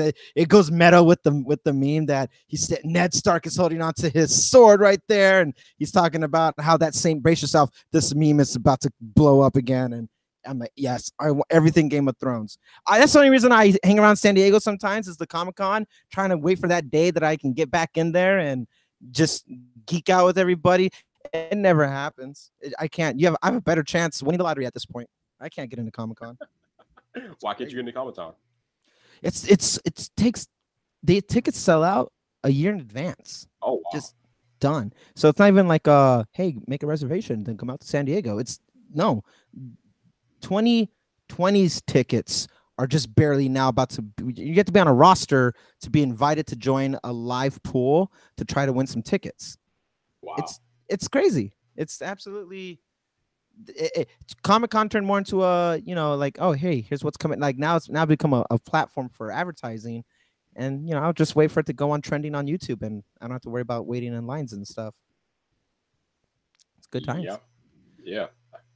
So yeah, Viper. Comic-Con is always cool because we always get cool news about the shows that are coming, like the CW shows and things like that. So Comic-Con is pretty cool for that. Yeah, but I mean, you'll get it on trending anyway. So. Oh, that too. You're about to ask something. What's up? Oh, so I wanted to ask you something because you made me think about this. Uh-huh. You said your consumption of media has decreased since you've been doing more YouTube. Yep. Do you find, in your opinion, doing YouTube, making videos, doing streams, doing now your podcast and stuff, is there a sense of is it therapeutic? Do you get a type of endorphin high off of making this stuff? And what I mean specifically is not the release, but the actual production of it, the editing, the filming, all that stuff. When you are working on it and then you realize, oh damn, it's late, I need to go to bed. Outside of all that, in the process of doing it, is it bettering your state of mind, or do you feel a sense of like redundancy and like, I'm over it? I don't. This is weird for me to say this, but I don't feel neither. To be honest with you, I don't get a high from doing it. But I do enjoy it more than I ever thought I would before I started. Like, I cannot believe that I'm still here a year later and still going strong. Like, I put out more content in the last 2 weeks than I have probably a lot lately. I mean, I think near the end of December, I took like a week off or something like that, or it felt like I took a week off. But in the last like week or two, I've just been like pumping it out. And I think just because I finally like found a direction and a purpose to go with the channel, like I've decided to niche down into more Apple-centric content to see if I can like get the algorithm to direct my videos to out more consistently. So ever since I've discovered that strategy and I've decided to do that, I've had a sense of purpose and I've just been going harder than ever. Like I put out videos almost every day now, which is kind of crazy because I wasn't doing that before, but I've just really like got into it. But I don't know, just something about like making videos and enjoying the process. Like sometimes I get frustrated because the mic is like the mic is not working properly, or I love my words, so I have to repeat stuff over and over again. But I'm like, yo, this is pretty fun. Like I think about what I'm doing and I think about the impact of what I do. I think that's probably the biggest thing. Like what I do has an impact. Like even for a small YouTuber like me that only has like 2,000 subscribers, like I cannot make a mistake in a YouTube video because people take what I say seriously. So if I give out misinformation, it's not gonna go well. So yeah, it forces me to really like be focused and locked in on when I'm making these videos. I need to make sure I do my research and have the most accurate, up-to-date information possible. So I don't want people to kind of come back and be like, well, that's wrong, Viper. Why did you say that? That's not right, blah, blah, blah. So it's refreshing that way. I mean, I feel like every chance I put out a video, I get a chance to show how into the tech space I am and how, like you said, I can make it fun. Like I could take like the most mundane, boring tech news and make something entertaining out of it. And I like it. That makes me smile because not too many people can do that. And it's pretty cool that the way I sometimes I look back at the videos, I'm like, wow, there is no way that should have been as entertaining as it was, but somehow I was able to make it entertaining anyway. Did you know what you wanted to do? Like your very first video? Did you go into it with that same mindset of it, or was it something that just kind of grew on you? What was your expectation then? What were you thinking about? So people always ask me, why did I start YouTube? And I started YouTube because it was suggested to me like over the years. I used to be like, I pretty much used to be like online tech support for people on Facebook. Like if they wanted to know what's the best smartphone to buy it. They would ask me, or something was wrong with their smartphone. They would come to me to try to help them figure out what's happening, things like that. So through doing that over the years, it was suggested that I start a YouTube channel. So I started one last year. So I don't know if I had like many expectations last year because I didn't know any better. Like when you first start YouTube, you don't know about algorithms and SEO and tag titles and all that jazz. I was just making videos. I didn't know any better. Mm-hmm. So now this year I'm kind of excited because now I know I have a better idea of what to do and how to execute on it. And now I actually have a somewhat of a content strategy now that I've niched down into more Apple-centric content. So it kind of makes it easier because I know where to go to look for the content that I need. I know how to like deliver it. I know how to do all the tags, titling, SEO, things like that. So I'm excited to see where it gets me this year now that I have a better idea of how to properly YouTube. Right. So you would say last year you were more just, testing the waters just to kind of get a feel for it and understand it. And now you're kind of focusing in on it a bit more. Yeah. Like last year, like when you're a rookie at anything, you don't know any better. You're just getting your feet wet. You're putting out videos. But the cool thing is like, even though I didn't have a direction last year, I put out a lot of videos, man. I put out over 200 videos last year. So it gave me a lot. Yeah, but especially for your first year doing YouTube. Like that was my first year doing YouTube, and I put out over 200 videos. So over the course of those 200 videos, I was really able to fine tune my delivery and how I want to come across on video, different things like that, editing, lighting, all that good stuff, audio. So now here we go. I'm into year 2, and now I have a actual content strategy and a direction of where I want to take the channel. And I'm just going, dude. So we shall see what happens. Oh, and in the podcast. So yeah. Yeah. Do you think you're gonna refine your focus, or not your focus, but your vision of what your strategy will be again throughout the year, or do you feel pretty confident about the more Apple-centric style with onesies and twosies, like the sprint thing that I want? Besides that, but more or less, like, you feel pretty confident with that approach, or? Yeah. I guess what I'm asking is, am I gonna see maybe you start talking about smart cars and Teslas and SpaceX and other things tech related outside of consumables? Yeah, you will at some point. Yeah. All right. Yeah, well, consider me in for the long ride. Yeah, I mean, like I said, I want to niche down to the Apple content because that's pretty much what gets the most views on my channel. And I'm an Apple. I'm the captain of Team Apple, so that's kind of what interests me most. But talking about Apple every day, every video will get boring after a while, and I don't want to be stuck in that rut. So I do plan on branching out to different things. And it's funny that you mentioned that because this weekend is the auto show. So what I plan on doing is going to the auto show. I haven't been in a while. I am going to the auto show. I'm taking my iPhone, my Galaxy, gonna do some recording, maybe shoot some video of me sitting in the car, messing around with the tech. I'm gonna have fun. So yes, you might see some car videos on the channel next week because I am going to the auto show. That's gonna be fun. It's like I sensed it, I think. Yeah. Oh yeah. No, okay. So then, taking it one more step back, then before last year, when you were told for the last year before that, dude, you need to be making YouTube videos. When all that was happening, how heavily involved on YouTube were you, or was it just kind of like a passing fancy for you, or were you like always in it?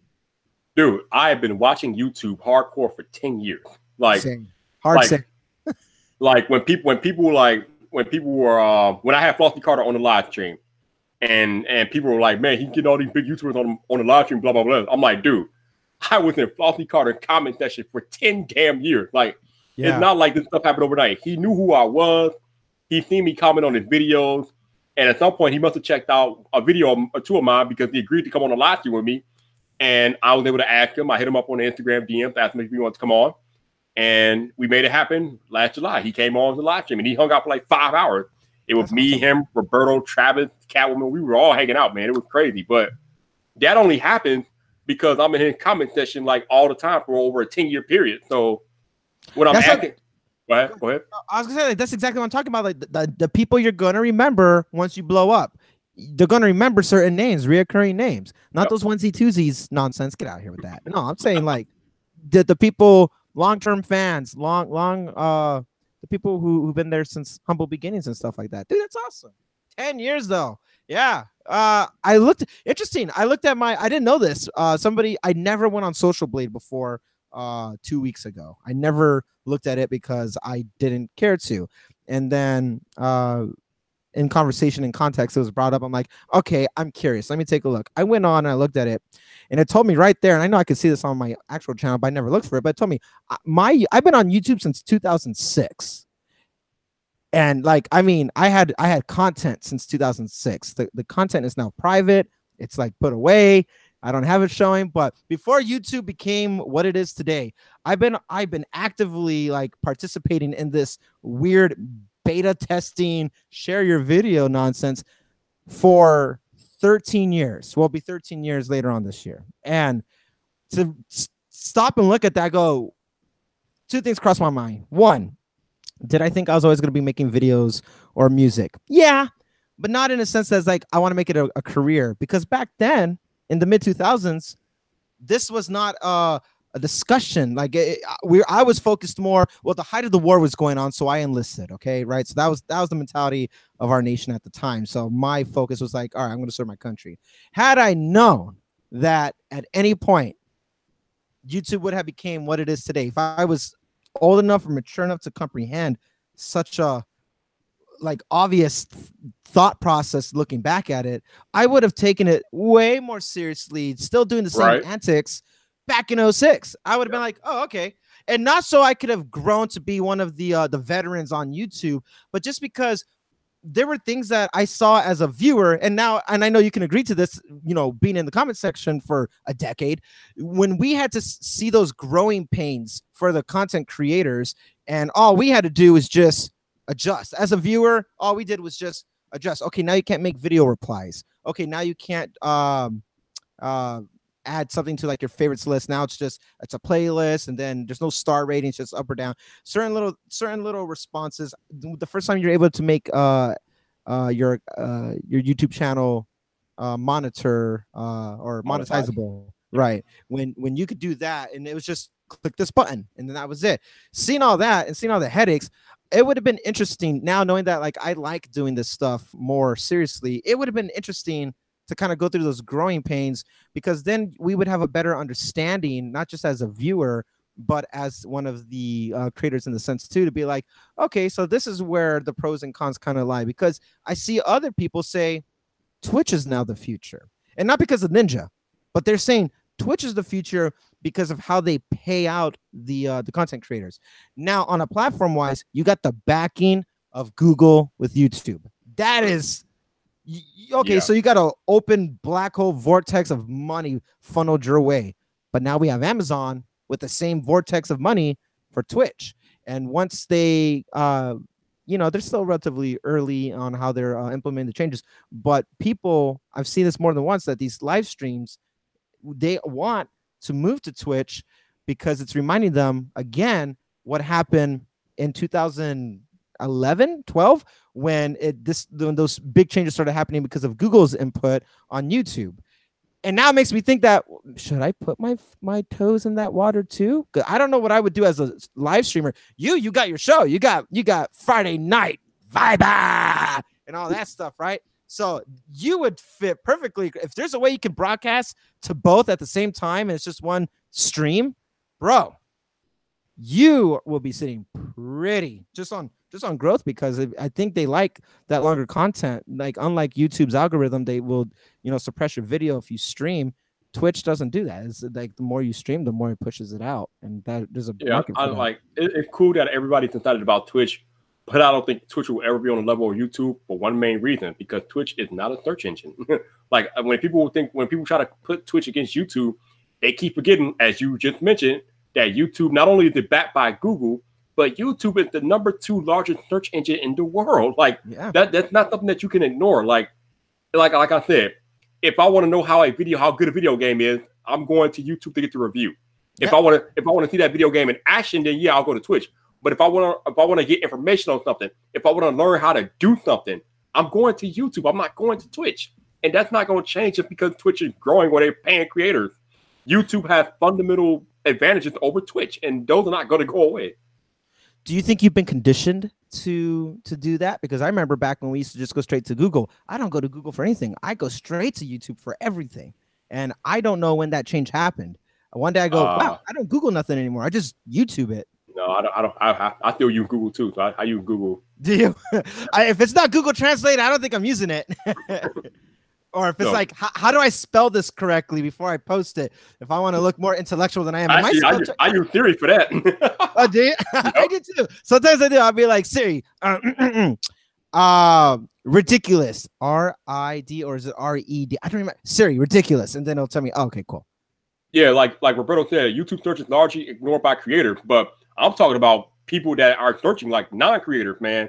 Like me, if I want to learn how to do something, like I said, if I want to know how good a video game is, or if I want to get information on a phone or something like that, I'm doing a search on YouTube. I'm not going to Twitch or anything anywhere else. I'm going to YouTube. I'm typing in the YouTube search bar, Galaxy S10 spec or iPhone XS Max spec, and I'm gonna get a video that's gonna give me all the information I need because YouTube is the best video search engine on planet Earth. It is what it is. Yeah, and I don't think and that's not by accident what Google did. They were very smart. Roberto says YouTube is gonna pass Google as a search engine. Really? Now that's some interesting stuff right there. I believe it. Like I said, I don't go to Google for anything. We as I think humans, we're more visual learners than like reading, right? We want to see something in action. Yeah. And I retain more information when I visually see it. If I'm trying to do a certain edit in Final Cut and I can't figure it out, I used to, like maybe 5-10 years ago, I would go to Google. Now I go on there and like, how do I blend this to make it look like that? I use YouTube to visually show me because we retain the information more instead of remembering all these words and steps. And you have to remember each character for that word. You just look at a visual picture and you take a mental screenshot. Oh, okay.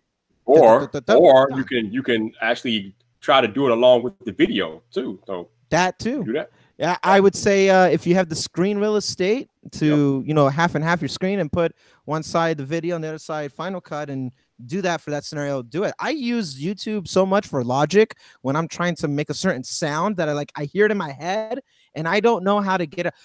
If Google can perfect the search engine of going like this, I'm trying to make this sound, boom, boom, and then it searches that noise, and then it shows me. I'm like, yes, that, dude. Oh man, that's the future right there. Man, they already building Skynet. Don't put it past them, baby. Don't put it past them. They're building Skynet. Sarah Connor. I'll get to the chopper. Get in the chopper. Listen to me. What are you doing? Man, don't put nothing past Google, man. They got robots sounding like humans out there, man. They not messing around out here. I am convinced I've interacted with a robot once and I don't know it. Oh, probably. I wouldn't be surprised. Yeah, I am sure that I have been. Google has pulled some over me that I don't even know. Because at this point, we accept the fact that like we get recommended ads off of something that we talked about or something. Like we accept that for what it is. Like okay, they know us, but. Imagine that hurdle once before when people were like, they're listening? I'm deleting Facebook. Done. And then they just, they go on the delete train right there. But eventually we just accepted it. I am convinced we are going to accept the fact that we just engage with robots because, dude, we're doing it right now. I'm not physically talking to you. I'm talking to a computer screen. Man, well, don't tell that to all the outraged fools that were outraged about Google's assistant not identifying themselves as a robot. Because we live in that outraged culture, man. I am trans robot, and I find that very offensive. I don't feel like I need to identify myself to anybody. Oh okay, my God. I am trans robot. It's back when we used to think robots would just sound like this. Yeah. Now it's like, hello, you're right. I have an appointment at 2:00, and she goes, yeah. Yeah, cool. Okay. What are you doing? Do you have an opening? And do you have okay, what time? 2:00? Okay. Yo, if they don't give me a GPS with your voiceover, turn right. Look what you did. Get this nonsense out of here. Get the monkeys. And you do all that. Yeah. Real quick, why in God's blue and green planet would they get mad at monkey's nipple? What? Wait, what are you talking about? What do you mean? You get in trouble because you're saying you can't tell between this and a monkey's nipple. I die every time you say that. Right? Wait, what are you talking about? Getting in trouble? What are you talking about? You were saying, in context, you were talking about how you don't curse anymore because it's not good. Oh, But right. in that same context, if I remember correctly, it was on a stream. You're talking about it on a stream. You watch what you say, and either somebody was getting mad or you were getting somebody mad was in the subject that monkey's nipple was brought up, and that's a no word. And I don't. No. What? Let me tell you what happened. No, what happened? Like you said, I started saying monkey's nipple as a creative way to curse because if we curse on YouTube, they can suppress your video. So I stopped cursing on the main channel. So I use monkey's nipple as a creative way to curse. Well, Zach's son watches me, and apparently Zach got a call from his son's school saying that his son was running around recess calling people monkey nipples. So I'm like, oh God, what is happening here? I'm like, are you serious? He was dead serious. Like his son was running around his schoolyard saying, "Get over here, monkey nipples." I'm like, what? Oh, you know what? I wouldn't even be mad. I wouldn't even be mad. He wasn't mad. That is so creative. Oh God. I don't know what you just said, but I'm assuming you just insulted me, so I'm mad. Yes. Dude, what yeah, apparently his 7-year-old son ran around recess telling people to get over here, you monkey nipple. What you coming? And normally you wouldn't even think about it, but apparently some of the kids were asking their teachers, "What's a nipple?" or "What's a monkey's nipple?" So that's a problem. So yeah. Oh my God. Yeah. That's no problem. Miss Robinson, Zach Jr. called me a monkey nipple. I don't even know what that means. But he's calling me it. Yep. Oh Yeah. my goodness. What? Dude, you know what? Social experiment time. I'm gonna go to work tomorrow, and I'm just gonna casually drop that. What? Because I work in IT as well, and so I deal with a lot of hardware stuff and software as well, but a little bit of everything. And I sometimes get a little potty mouth. Sometimes, just a little bit of the Marine Corps man. He slips out every now and then, just a little bit. And now I'm just going there like, what in the monkey's nipple? And I'm just curious what the reaction. I'm gonna gauge the reaction, and the moment it happens, I'm gonna let you know. I'm gonna tweet you and be like, dude, here's the response. They loved it. They hate it. They told me to pack my bags. I'm fired. Something. So we're I don't know what's going on in Europe, but a lot of people are saying that your video is choppy, and I think it is, but I don't know. I'm not sure if there's anything you can do about it. Chopping up. It's choppy. It's like it's not steady. It's not streaming. It's like choppy. Thank you for the input. Let me try this. I have two Wi-Fi's that I use. The 2.4 and the 5. I am going to switch over to. Oh, it's not even here. Oh, there it is. Hang on. You might see a slight hiccup, but then tell me when I get back on. Tell me if it's better. Oh, it just wait. You know how you drop the on the top right? You hit the Wi-Fi and it drops down. You get a list of all the names. Yep. I scrolled down and I clicked like I have to find it in a list of like 30 Wi-Fi connectors. All right, let's see if this works. What are you doing over there? I don't know. I don't even know I could pick up this much Wi-Fi names, but all right, hang on. Let's see if this works.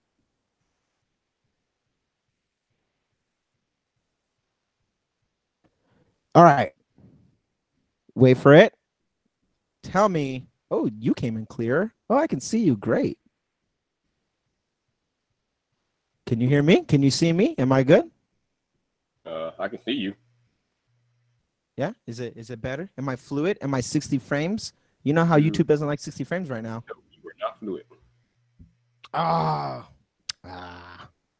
on. I gotta tell my dog to get off the Wi-Fi. Okay. I don't know. I guess it must be me. Oh, you know what? I see it. I'm watching the live stream. I see the hiccups. Oh, you're moving better than what you were. I know. How crazy. What? Me? Dude, I paid that Cox like Gigablast thing that they have going on where you can and this is where my $100 go to or whatever how much I'm paying. Choppy. It's the webcam. I'm sure of it. Yeah, there we go. Okay, I look check 1 2. Okay, the delay, the feedback is I look good. Not better now, yep. Hey, all right. Never mind the pimple you see on my forehead. That was always there. All right. He is live and in color now. There he is. There I am. Oh, hang on a second. John just texted me. Uh-oh. Hold, please. We will hold. He sent me a video. Hang on. Is he ready to make his triumphant return, or is he stalling?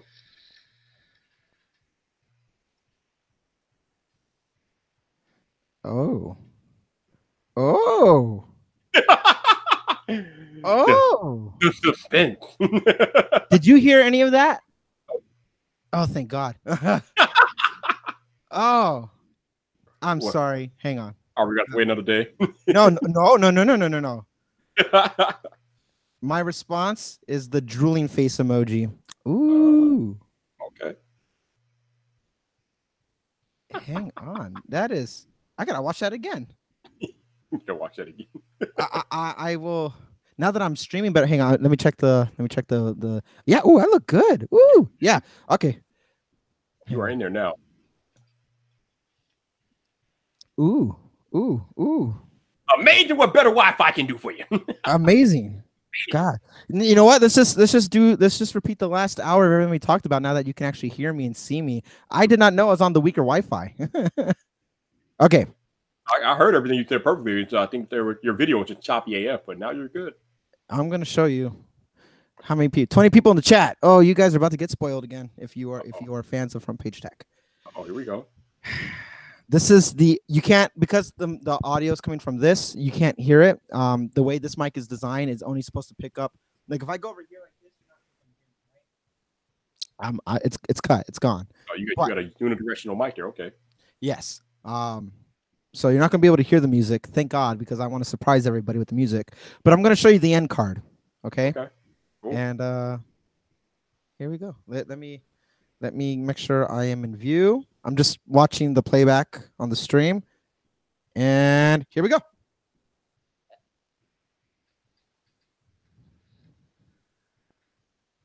Oh, look at him. Your boy finally made it to the credits. Full time. Oh, we got your mug in the credit. My ugly mug. That's why I was like, let's just stick with the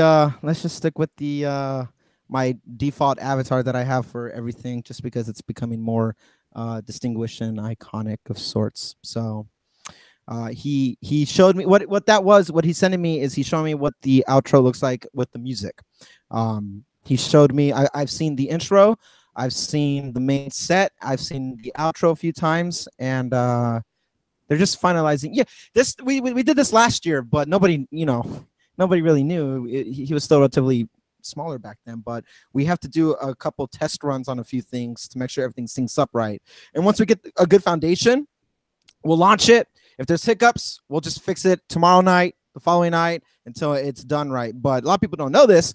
The first time that my theme song was premiered for season 6, they used a different version of it, and then Brian ended up editing it to try to make it more fluid. But he did an edit himself, and you can hear a skip that happens in the song, and it bugs me because I'm an audiophile and I can hear the skip. I'm like, you will not butcher my baby like that. So I went back into my to my project in Logic. I cleaned it up, and I sent them back to us like, here, use this. And then a few months later, I did that for the outro. Like, so we were kind of fixing it along the way, but it was just minor fine tuning that nobody else would really hear. But I hear it, and it bothers me, so I have to fix it. So this time around, we're trying to fix it a little bit more and just make it very distinguished. It's gonna be fun. It's a good episode. I see people in the chat right now. Where's John Prosser? It's coming. It's coming. Patience, young ones. I don't know if they're young or old, but I'm calling you young ones.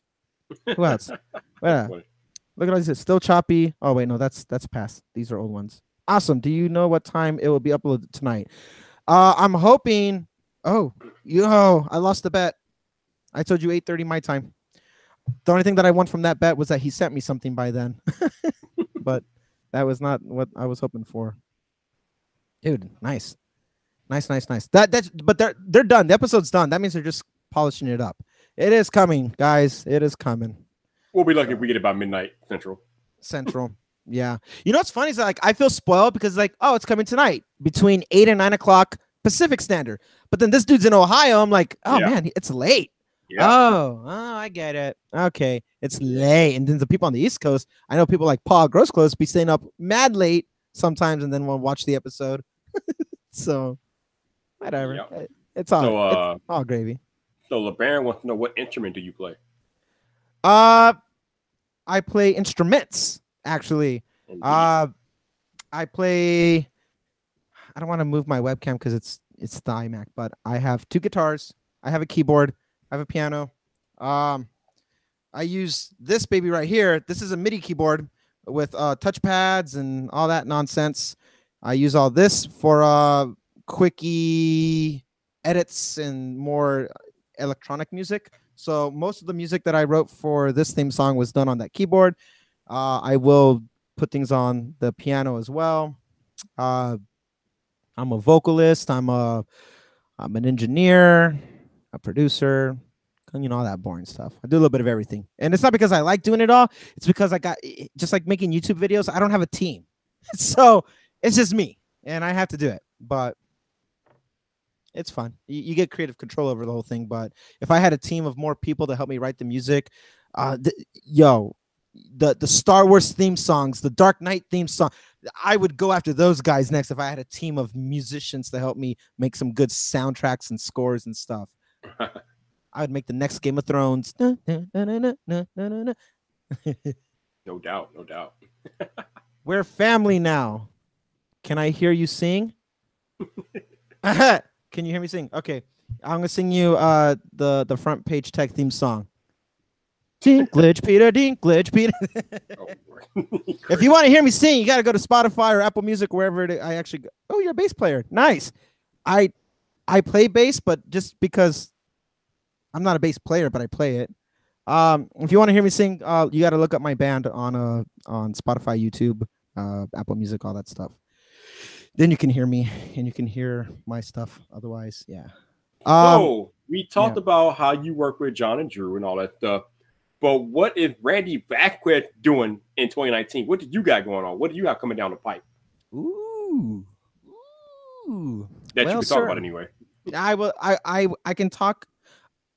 When it comes to my stuff, I can talk about it. I don't care. I had to be secretive when it comes to stuff with Drew or John or anybody else. I have to be quiet for their purposes. But my stuff, no.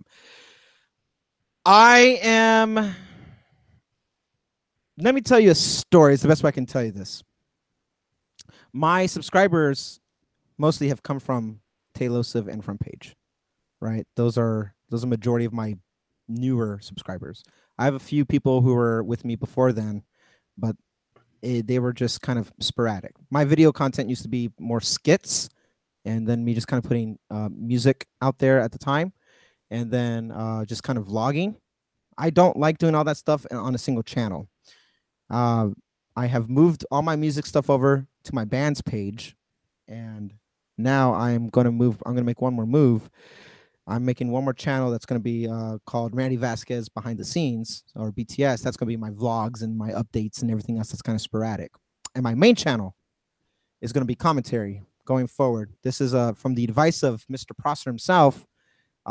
He liked the last couple of videos I've put out. Before I put his Where's John Prosser video, I was doing more commentary with these challenges and stuff like that, like using the iPad or using, just kind of limiting myself. Then I would talk about the experience. What I've learned from those videos last year and this year is that the people who keep coming back to my videos like a certain way of how I explain certain fundamentals with technology. And I don't want to be a tech channel. That's not, you guys got it. I like what you do, Viper. I like what the rest of the guys do. Like, I feel like there's not enough room for me to be distinguished, nor do I want to kind of repeat and be an echo chamber of the same sentiments. I think there's a good community of YouTubers right now who are good at being tech analysts and reviewers and just commentators on it. But with that being said, I've been told by a few higher end people who have done this a lot more than I have, who say that I need to do commentary type of style, whether that is talking about tech, whether it's talking about news, whether it's more of a Philip DeFranco and I go over a bunch of like consolidated stuff, or whether it's more tech centric, like either Drew or John or whoever, and it's just kind of make instead of dedicated videos of certain topics, I make a whole plethora of smaller subjects on a single thing. The viewers, or I should say the views themselves, show more interest towards that. I think what I'm going to do is I'm gonna make one of each. I'm gonna try it out within the next 60 days and see. I film on the weekends because then I can start making cinematic shots and stuff like that. What I want to do overall is make my you watched the last video I put out, right? Did you see that one? The John Proctor one? Yeah. Yeah. So you know all that B-roll that was going on when I had the voiceover going on and all that stuff, whether it was like the rain and all this other stuff and all these angles. I'm good at doing stuff like that because before this I had a film production company, so I was like doing this a lot. I'm good at doing stuff like that. I want to make a cinematic feel for boring stuff. So you know how you talk about things that are very dry and mundane and you make it exciting just by what your narration. I want to do that visually with cinematic shots and stuff like that. Ooh, fancy pants. Okay. And then I do commentary over stuff like that. So maybe I don't know if it's more of like a Renee Ritchie style or something, but there has to be a certain ebb and flow of things. But what I do know is that the type of video shots that I make when I'm doing my skits, I want to bring that over to away from skits, because when you do skits, you're in a box. You're just stuck making jokes and you have to poke, and it has to be satire. And I feel like there's not enough growth in there. And it's overly done. It's not exciting for me. But I want to make that type of cinematic shots towards commentary. What that commentary is at this exact moment, I don't know. I'm being told to keep doing tech, but I don't get excited for tech. That's not my. You can't do stuff that you're not excited for. Well, at least in the commentary space, Roberto Blade agreed. He definitely talks about how commentary is the fast track to growth on YouTube. So you were onto something there, but you got to find a balance of what you enjoy doing. Definitely. So the thing is here, Roberto, I'm gonna assume you're still in the. Yeah, he's still here because he just posted that in 3. Okay. Here's my strengths. I know you want to marry the two between what you're good at and what you're passionate about, and you want to kind of like marry the two. I am an avid investor. Okay, like I buy stocks, I buy real estate. I have invested in some small startups here in the San Diego County, so I do that, and it excites me. But just for as a as the American dream type of way. Like I just want more passive income. I've been doing investments for the last 5 years, and I'm putting myself in a position where I make more residual income so I can retire from doing IT work and focus more on my music and focus more on YouTube and live off of my investments. That's where I'm going at. I know I'm good at investments, and there are good investment channels out there, and I feel like maybe I can tap that market. That's something I'm thinking about, of what I'm good at with doing commentary. The other thing that I'm passionate about is music. I love writing music. I love making music. I love sharing music, and I love helping other people do music. The schedule as it is very hectic. I can't. My problem last year is I tried to commit to everybody, and by doing that, I actually hurt myself by giving people less music, and I don't want to do that going forward. So I'm trying to come up with a strategy that I can make music for people that is curated specifically for a channel, and it's for them, but not in a way that they have to pay me an exorbitant amount of money just for their stuff. I'm not talking about like the front page tech stuff. I'm talking about something that people can buy from me that is theirs and they own it, but in a way that's actually more affordable, because with the fact of the matter is that people can't afford me, and it is what it is. But that doesn't mean I don't want to help them. I want to give people content, and so I have like a library of music for tech. I have a library of music for drama. I have a library of music for adventure. I have these subcategories, and I want to give that to people.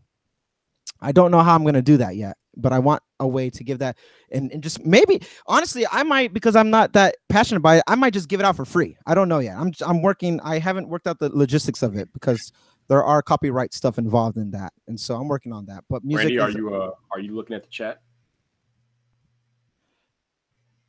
And charisma as a commentator and and your production to be interesting. Hang on a second. I'm gonna screenshot this and I'm gonna come back to that. I need to sit on that. So Ray Nelson says, who is this guy? This guy with me tonight is Randy Beckwith. Now, you might not have heard of Randy Beckwith, but you've heard Randy Beckwith's music, I promise you, if you watch Front Page Tech or Taylors of Tech.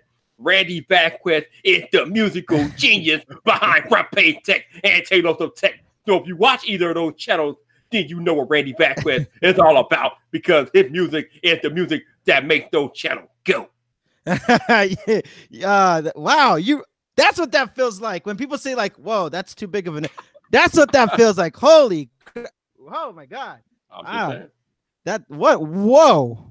I'm gonna come back and write that down after this post. That was incredible.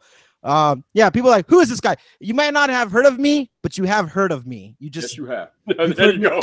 You've heard of me in different forms. That's why on my bio on Twitter, I wrote the music to that thing you heard, because I guarantee if you are on my side of Twitter or YouTube, whatever, you've come to me because you've heard my stuff out there. So I wrote the music to that thing you heard. That's who I am. What an introduction, Viper. Ooh, hi Siri. She's talking to me on my watch. That was weird. Yeah, Siri, you gotta watch out for that Siri. Hang on a second. I see Roberto. He had some additional stuff in there. Have I looked at BeatStar? I have not looked at BeatStar. No. But I will. If you're telling me to look into it, hang on. Let me screenshot that. This is the only way I can. If I don't screenshot it, I'll forget. I'm bad with my memory. I think you can use your skill as a musician. Okay, he already said that. As he said, fast track. Okay. Roberto, thank you so much for the for that. I genuinely appreciate it, and thank you for the for that. I'll look into it. So to answer a long breath question to that, honestly, dude, I don't know, and it's because I know I have different things I'm good at, but I know it's not just about what I want to do. It's also what will help growth. John told me in the best way. What he said was that he's jealous that I'm able to do a little bit of everything on my channel, and it makes it fun, and he likes watching it. And he's not the one who said that to me, but I can't grow from it because I'm too sporadic. If you come to my channel, you don't know what you're going to get, because God's honest truth, I don't know what I'm going to make that day. It's just whatever I'm feeling. That's not going to help me grow. So I'm going to move on. Yeah, that is the Achilles heel of being a YouTube creator. If I could say one negative thing about it, like you said, you can't, like Roberto Blake has been saying like the past 6 months, variety channels are dead on YouTube. You can't make variety channels no more. True. They don't. I mean, well, let me take that back. You can make variety channels on YouTube if you don't give a damn.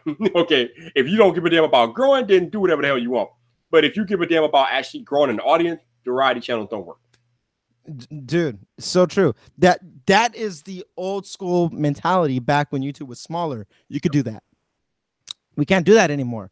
And so now I got to choose what is my main channel going to be, because the truth is I'm still going to do it all on different channels. My music moves to Time After Ashes. That's my band page. My commentary, or not my commentary, but my vlogs is moving to Randy Vasquez BTS. But what the main substance is going to be, I feel like it has to be somewhat tech related, because that's who my viewers are now, and I don't want to screw them over like that.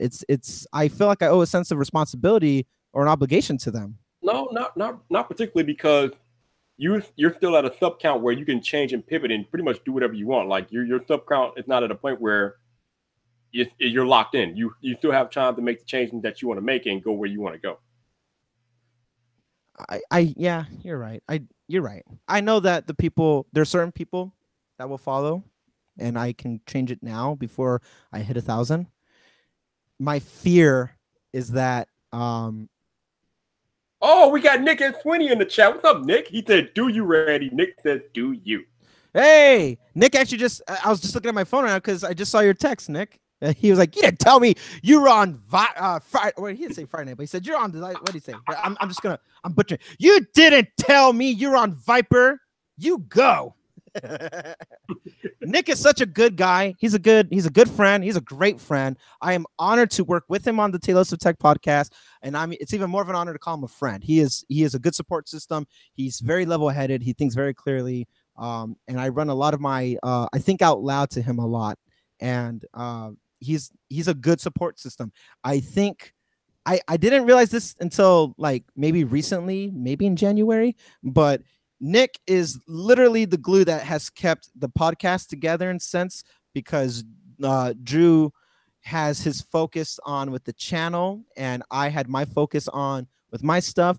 And Nick was the one who says like, "Hey, I have an idea for this," and stuff like we can't even talk about right now. But he's like, "I have an idea for this," and he has a way of hyping me and Drew up so much that we can't help but go like, "We're doing it. We're doing this, baby." And so without he's still do what you want to do. Okay, so yeah, I don't think I can't talk. I'm sure I'm not gonna be the one who's gonna talk, but we got some stuff. Like if you think Front Page Tech is a hype, Tayloseph is gonna have something really big happening soon that we've been working on. And Drew he's so good at being quiet about it that I'm like, I want to tell you guys. But one of the brains behind this child that's about to come to fruition is Mr. N. Sweeney. He's another me, I would say, that like people who don't know him do know him. His work is out there and people just don't know it, that what his influences are. His products have been shown so much on Drew's channel that people don't know about. You got the podcast, which was Nick's idea. Nick is he's a visionary. This dude's like a little modern day Talos of Steve Jobs. Yes, you are. Talos of Steve Jobs. Wow, that's some high praise right there. Woo! I should lock my iPhone. Sorry. Wait, what? Oh. Like he looks like he's ooh, hang on. Wait, Roberto said something. He did. I say have a hobby channel for you with a variety of like Gary Vee owning different companies and brands. I hear you. That's actually, yeah. Who said this? John said this once. Somebody said this. Maybe Roberto. Somebody said this. When you make video, like, if you want to kind of branch out there, like do like 2 or 3 for your viewers, what they expect, and then do one for you. Then 2 or 3. Yeah. So and that stuck with me. I was like, that's true. I gotta do something like that. But if I can just have like some BS channel on the side that I can still flex my creativity on, then I feel like I'm not so pent up when we're making content. Damn, there you go. Yeah. Roberto says, as much as I'm out there, the bigger stuff I've done behind the scenes. Oh, Roberto's always moving in silence. I hear you, bro. Yeah, that's that is the before the debate, the infamous debate between Tayloseph and Front Page Tech and all that, and Roberto was narrating, I had no idea who you were. And I don't mean to say that I hope that doesn't come off insulting, but I didn't know who you were. And then it took some. I wasn't even a creator then. Yeah, you were putting stuff out there by then. Oh, was I? Yeah, you were out there. I just started, so I was like, brand new. You did, yeah. You were barely out there. But then I had to do some, I did, oh, here's where Google search, I guess, could be a little bit applicable. I did go to Google for this and, saw that you had some, not publication, but, you have written some stuff like you were more, like I saw a lot of your things from 2014, 15, a couple years ago. Like that's where like you were like all over the place. Most people don't know. Yeah, but yeah, I didn't know who you were, and it wasn't until after that, and even then, like I think like it just fell off my map, and then it wasn't until like maybe 2 months ago I subscribed to your channel and followed you on Twitter and did all that stuff just to like see. And lucky me, because as I did that, you started putting out more content, and it's because of me. He didn't know it yet, but I subbed. And he's like, that was the number I needed. And then he just now like we get a video every day. I think if I feel like feels like it, yeah. Like from what looked like you were just doing it once every couple of weeks or month or so. Like you're more not acting every day a week. So yeah, now I'm just doing it more frequently now. And you too, like you were just talking about too, Viper, but your content, you just started pooping out some good stuff and pooping out a good way, but like just content. I love opening up my YouTube app or going on the browser and just seeing my subscription box flooded of just stuff that I'm subscribed to. I like the recommended page, but if I hit sub with or without the bell, that means I want to see your stuff. So I expect YouTube to give me my subscription. And it's just cool when I see everybody that I'm subscribed to all kind of equally putting out their own stuff. And I know there's certain strategies and of how things go, whether it's seasons or whatever. But when I see all these guys, it's like, yo, you guys give me something to do when I'm making executive decisions on the ceramic throne, if you know what I mean. Oh, you mean when you're dropping kids off at the pool? Okay, I got you. When I'm paying my taxes, bro. It's ceramic throne. Oh man, they got a new show called Game of Ceramic. Oh my god. Model Y is out. Wait. Really? Is what? What are you talking about, Nick? What are you talking about, Nick? Model Y? Tell me your I'm looking this up. I'm fact checking you, dude. He's fact checking you, man. Dude, if Model Y is out, that's so here's the conversation about that. I am buying a Tesla this year. That is, I've heard. I've heard through the grapevine that you're doing that. Yeah, it's happening. So we've been trying to figure out what a Tesla Model Y. So Roberto said last year was 150 video, year before was 200, and I'm trying to go back to near daily. Oh, yeah, Roberto has been pumping out a lot of content lately. Yeah. Usually fire as Roberto does, because Roberto be dropping that fire. Yeah, Roberto, I appreciate. What was the one that you put out? There was one that he did that, like, you know what I like about Roberto's content? Like, I was thinking about this, like, why? I asked myself this. I asked this about everything. Like, why do I subscribe to this channel? And there is. Yeah, I gotta go to it. It was one that I think he put out over the weekend. Look at that. Look at that. Just subscription over subscription, but none of them is front page tag. Shame, shame. Roberto put out this video, and it made it like. I would label his content as content that will make you think, right? And yep. there's a place for that. No, not the 10 high-paying stay-at-home jobs. I know what you're talking about. Are you talking about the hustle grind video? That's it. That's the one. That video was nuts. Yeah. Is hustle culture toxic? Yeah. Yo, like, it's not that I don't comment on videos. I find myself. Like I said, if I don't write it down, I'll forget if I don't do something. But in the moment, I was in my kitchen just making my dinner, and I had his video playing in the like. I have like everything just set up to autoplay, and so his came on. And the hustle culture, something you brought up, and it stuck so much. It made me think about it, and I actually this is what I said, and I see a lot of people engaged with it. That's cool. This is what I said.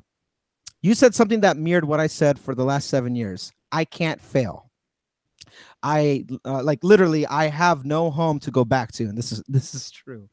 No family house to fall back on. I am all that I have, and if I fail at this, the hustle, I'm homeless again. I've come from nothing, and I literally mean that. Like, I've come from nothing. My success has thus far,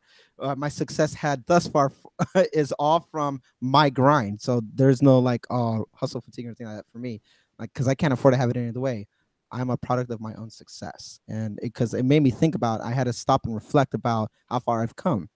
I told you, like, here's what I do behind the scenes and all the stuff that I've done. But about maybe 2019, so 7 years ago, I was living in my car.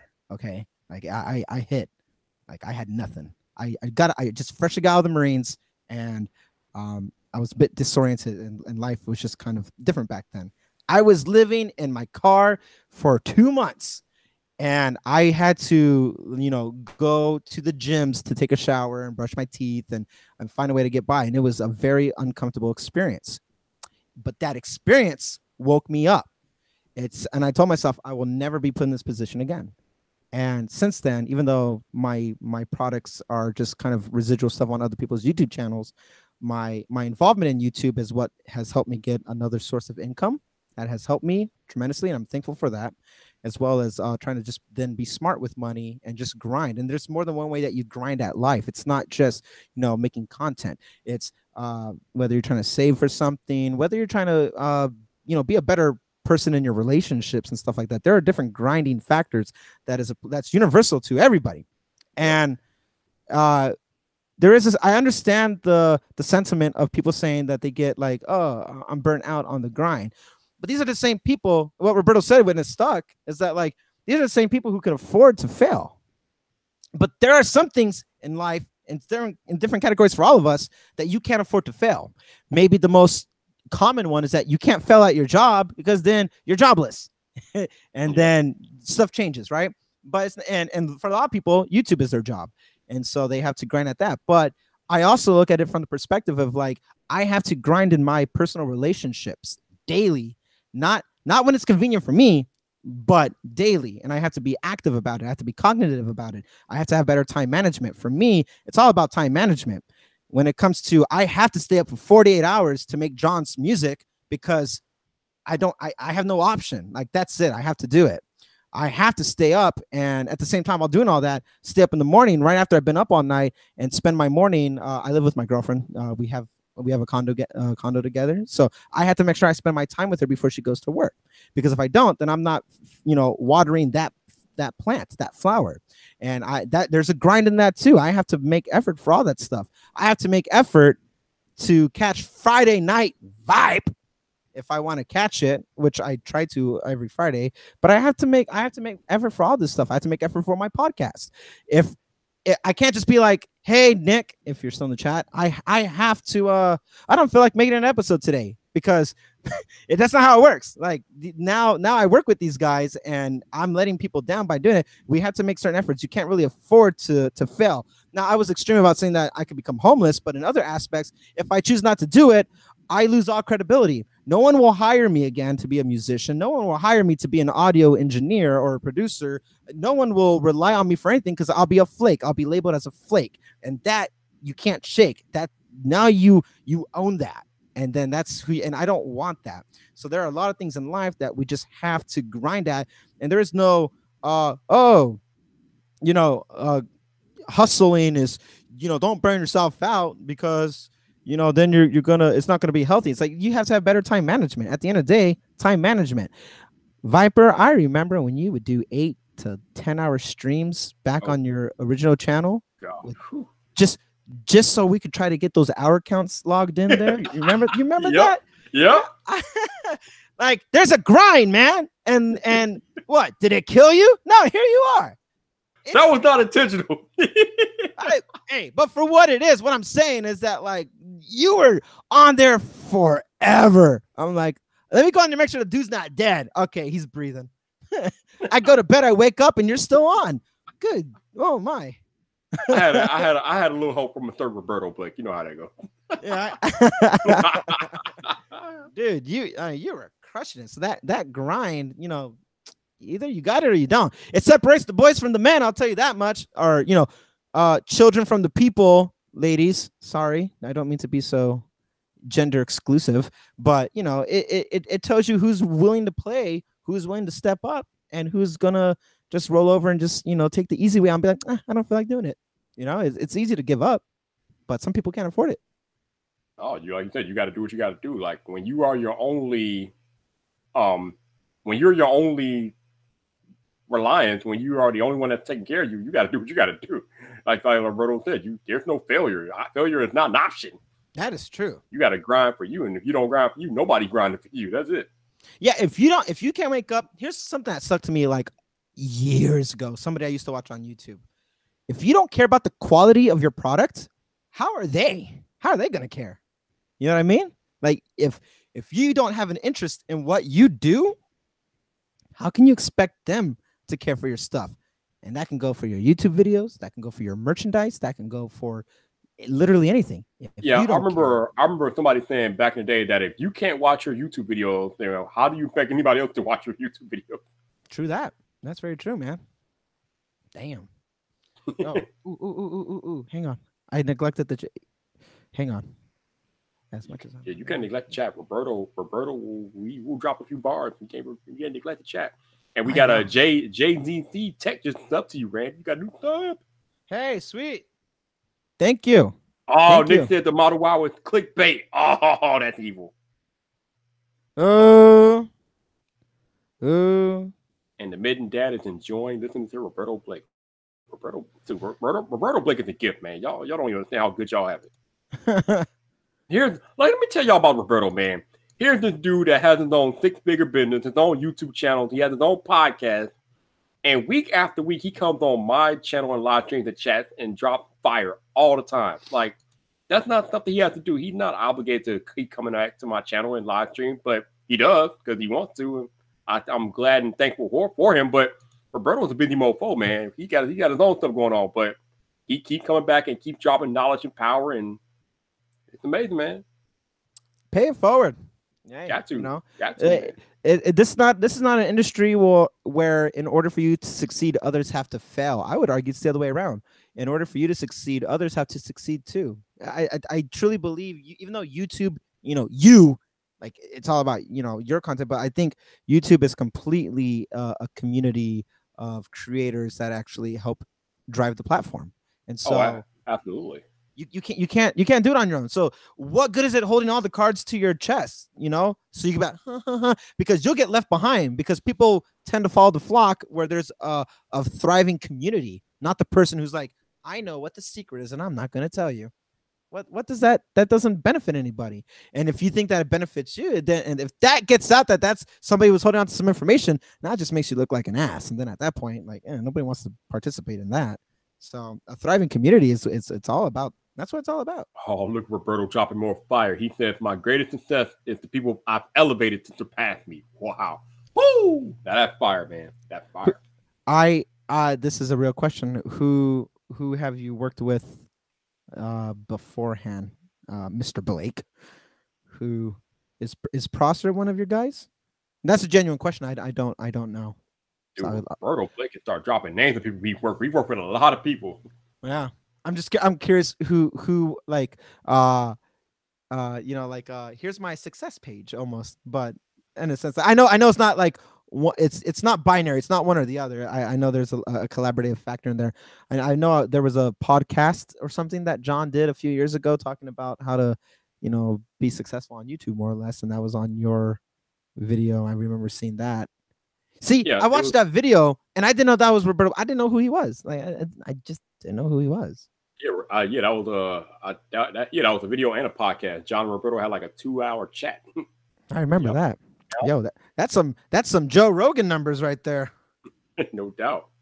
Speaking of podcast, I got to get on Roberto's schedule so I can fit him into or he could fit me into his schedule so we can do a podcast.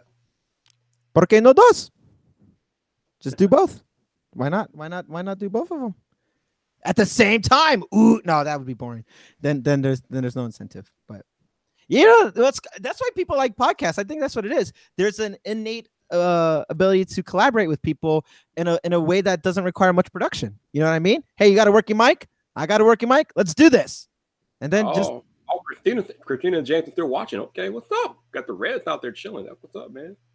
Oh, Roberto just gave you a name. He gave you Painfully Honest Tech. Hey. Go.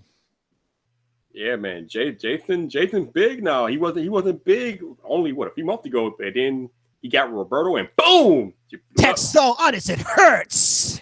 If this is your first time here, yeah, you know the whole byline. Yeah. What's going? Oh no! How does he start off? The very first thing he says is, "Welcome." I don't remember, but he's like, "This this is Painfully Honest Tech. Jason, sometimes known as JTL. This is Painfully Honest Tech. Tech's so honest it hurts. If this is your first time here, thanks for stopping by. If you're coming back again, glad to see you again. I love seeing you here." And then he starts doing some improv thing. Yeah. I twisted on my words. Rewired Soul. Kimberly Leah? Yep. I don't know. Who's that? Kimberly is the pop stocky queen. She has over 200,000 subscribers on YouTube at the moment. Oh my. Hey, see, I'm gonna take another screenshot because I don't know. I like looking for new content, just to keep my palette cleansed a little bit. I don't like to go on a single subject of a type of YouTube style, because if I just stick to say like tech, I'll get burnt out hearing the same story that breaks that day from 12 different people. Yeah. Which is why I don't want to do it, dude. That's example why I don't want to be another echo chamber. I want you guys to do it. You guys make it more fun. someone who I didn't work with directly, but mentioned. Wait.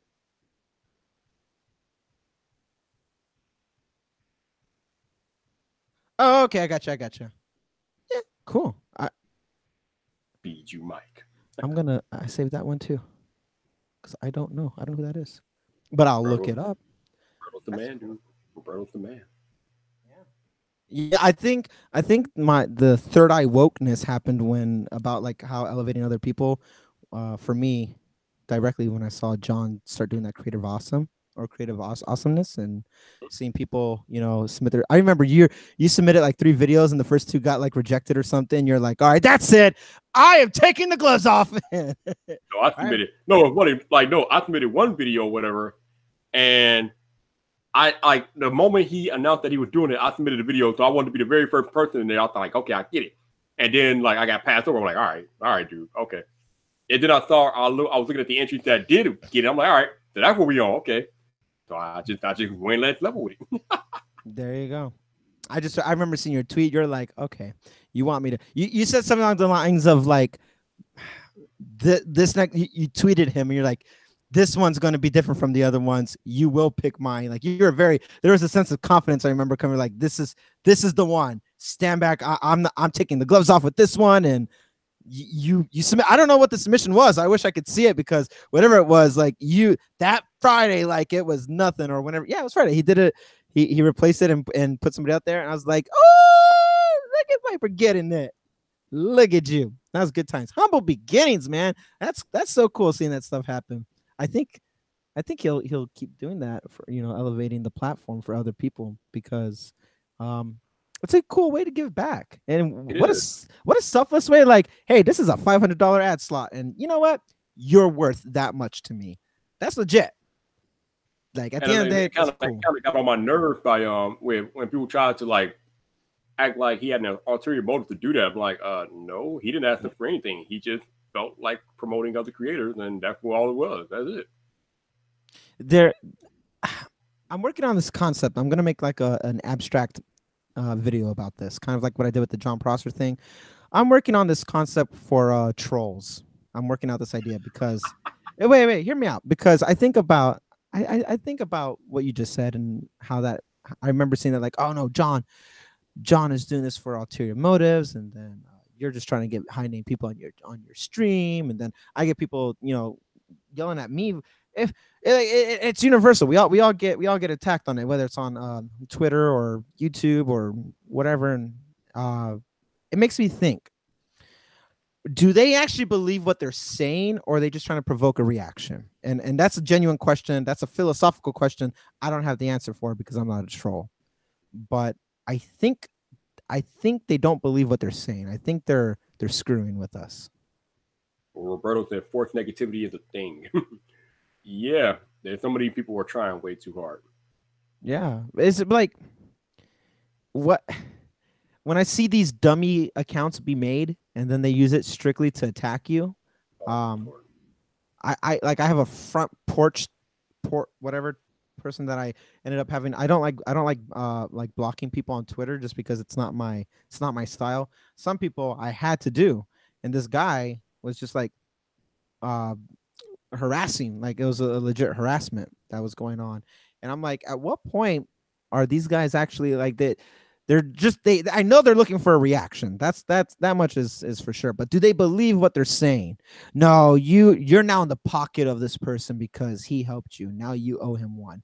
What the hell do I have to give that he couldn't get from somebody else? You know what I mean? Like, what do I have to what benefit? How does that benefit the bigger person if that's their mentality? That guy's the bigger person. He's helping you now. Now you owe him one. You're joining his little cult army of brainwashed people. That was nuts, man. That was crazy. Dude. Oh, you got a visitor, Mr. Randy Backwest. Hi, baby. This is my executive producer. This is Kika. Oh, she's my executive producer. Hi, love. I think she's upset that I don't know. Maybe are you hungry? She might be hungry. Hi, babe. She just wants to. She's selfish. She likes to be in the spotlight as well. So, hi, babe. Yeah, she's like, where's my attention at? Yeah, that's what it is. Hey. Yeah, she's bugging, but she's good. Nothing I ever post, whether it's music or video, it doesn't go up until I run it through her first, and then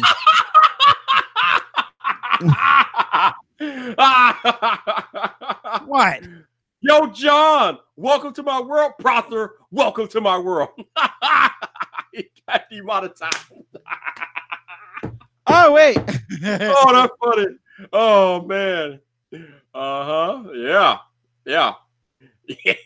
Nothing like being welcome back to YouTube. Woo! That's funny. That is funny. Yo, you just got cleared for monetization too, didn't you?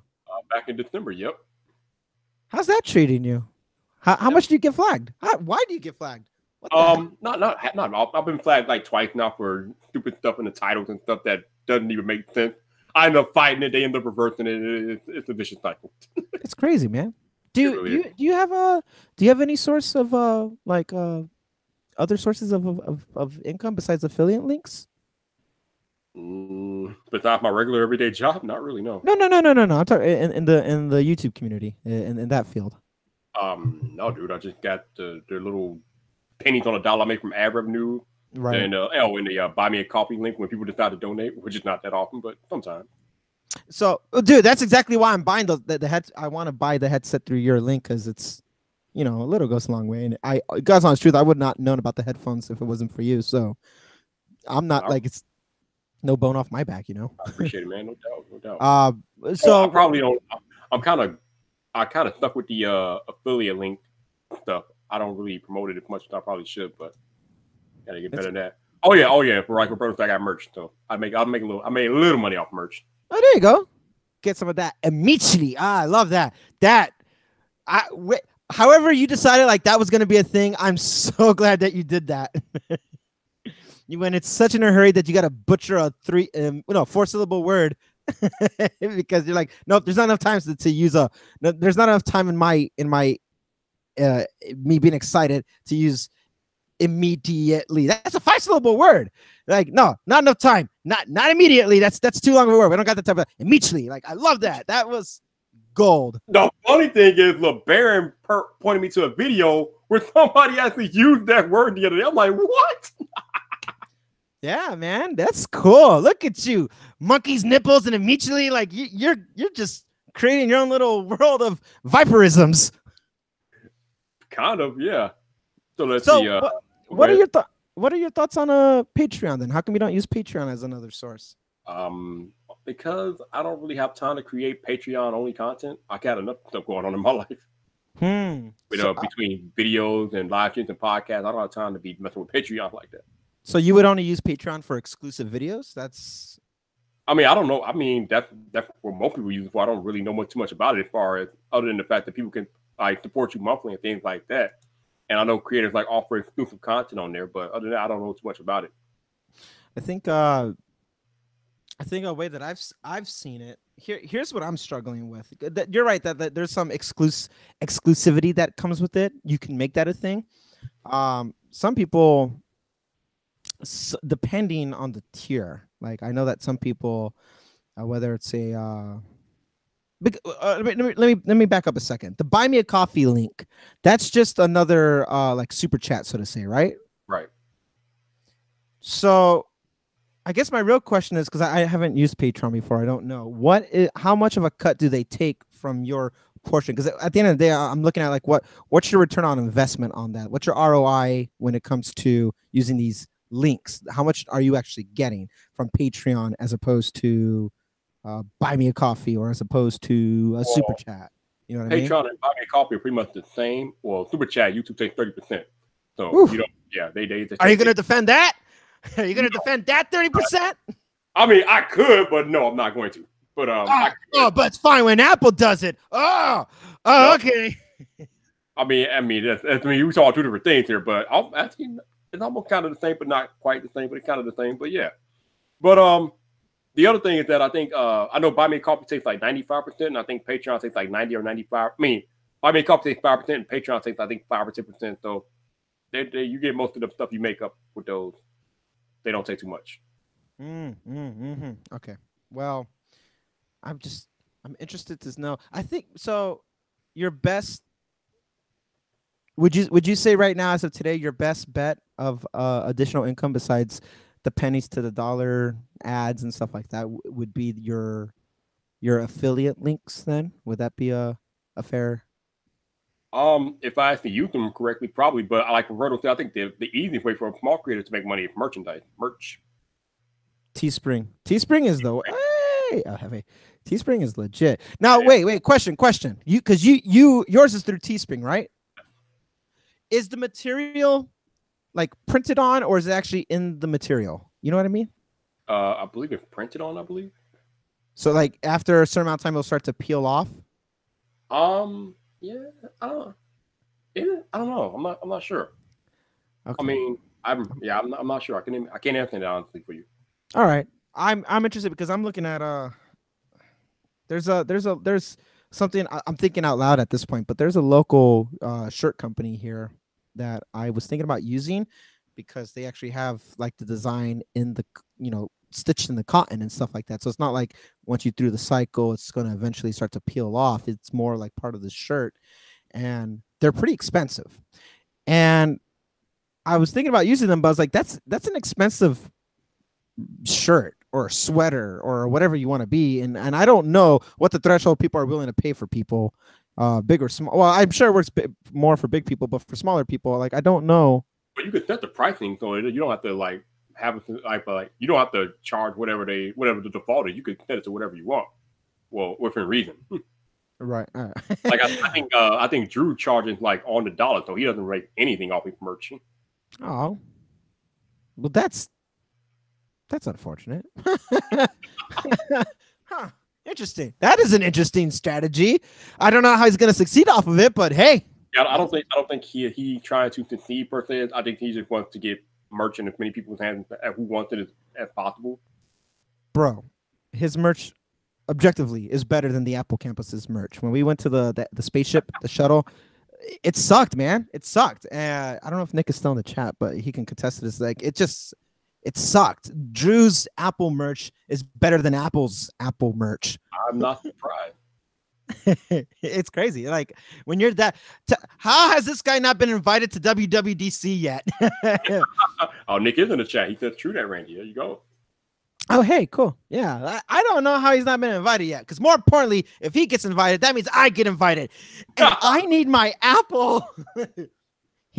I need to be there on site for the audio stuff. I want to be my goal. I know what I want to be, Viper. Here, I figured it out. I'm gonna break it here first. You know that guy that tags along with Jonathan Morrison for all his audio stuff? I forget his name. He's in a lot of his videos where he's just like he's the sound guy. He has the headphones. He's got the boom mic and he's doing his thing. I want to be that guy. He has a team, so I don't know if you're talking about JD or I think now he had Corey. No, not JD. No, it's man, hang on. It's bugging me.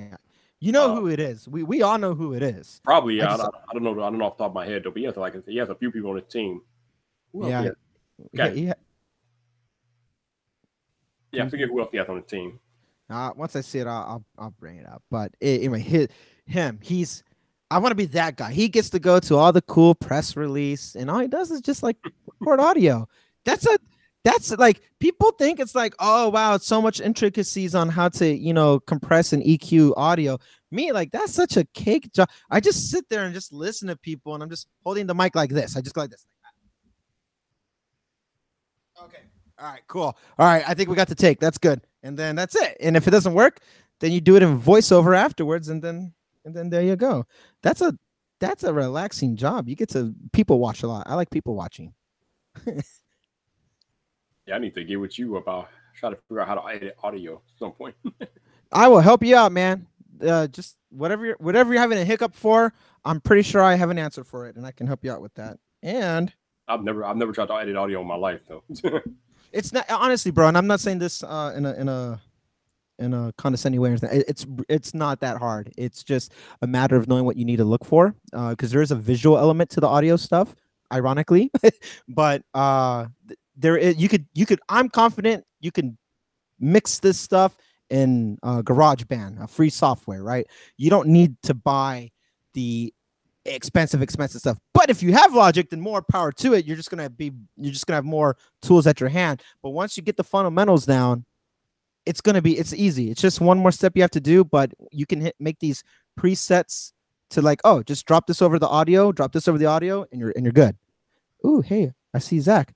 Hey, you want to know how your social media detox is going? Well, Zach, I don't have a social media.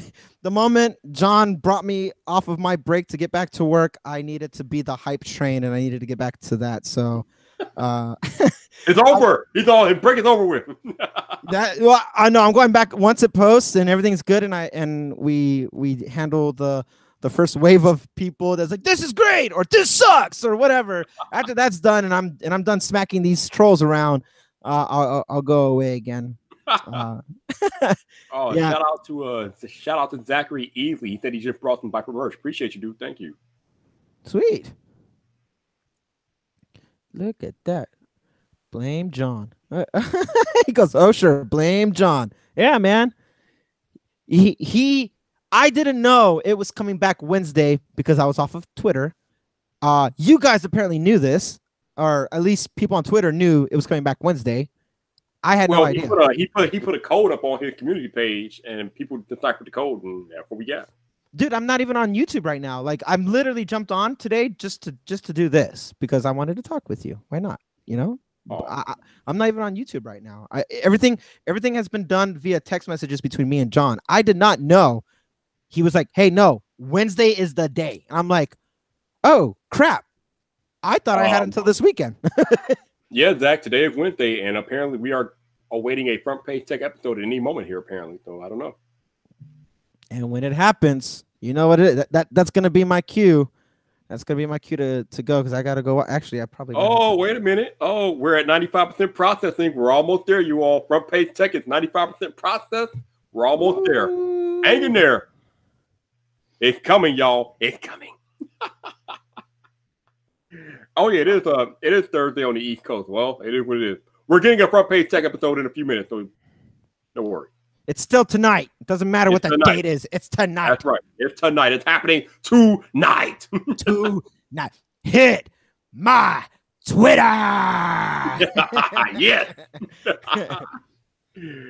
Come back. You know what? I actually liked your, even though it's an easy transition, I like your, you know where to find me, so come back for more. And then you got sucked into the little vortex thing and it just goes all black. I liked that. That was fun. Okay. That was not, wait, hang on. What you have going on right now is great. I'm not saying it sucked. I had fun watching you get sucked in, like, whoop, and then it just vanished. That was just visually appealing to watch. I don't know why. I will bring that back. There's nothing to me to bring that back. That's cool. I can bring that back. Hit my. If you want to talk to me directly. Welcome, Zach. That's all I've been doing all stream. I've just been mocking him to his face. Well, basically, Tim Schmoyer said that the outro should be less than 20 seconds. So that's what I try to do, and I think I pretty much nailed it. Yeah. Hell, even your little intro, the little and then it disappeared. That was the one you had for a while, and then you changed that. Like, it just, your stuff was easy, and it was so fun to watch, though. Like, it was just appealing. The transitions weren't hard. Like, all that stuff was, you know, for all intents and purposes, like, it was a very quick, like, oh, just drop this transition on it. Cool. But it was fun watching it. It just, I don't know. Yeah, I mean, I'm a newbie, so everything was pretty simple. I mean, I don't know any of that complex Final Cut stuff. I throw video down. I throw audio down. I mix the video with the audio. I throw in a transition where it's needed. Throw in some music, and I'm done. That's pretty much it. Yeah. Although I've been trying to get a little bit more fancier this year. You're getting there. I see. Yeah. I see you, Vipe. I see you. Just been taking a cue or two from my man Renee Ritchie, how he throws in those like mid-screen transitions and with topics and different things like that. Been doing that a little bit. Did that tonight. So that was pretty cool. Oh, what was the video tonight? Oh, the 30%. Yeah, I haven't watched it yet. I will watch it. I make it a point to, since I'm ready on, I broke my detox. Oh my God. Okay, hang on. First of all, Zach, if you're still here, and just to clear, this isn't a detox. This is a challenge that I'm failing at. Okay.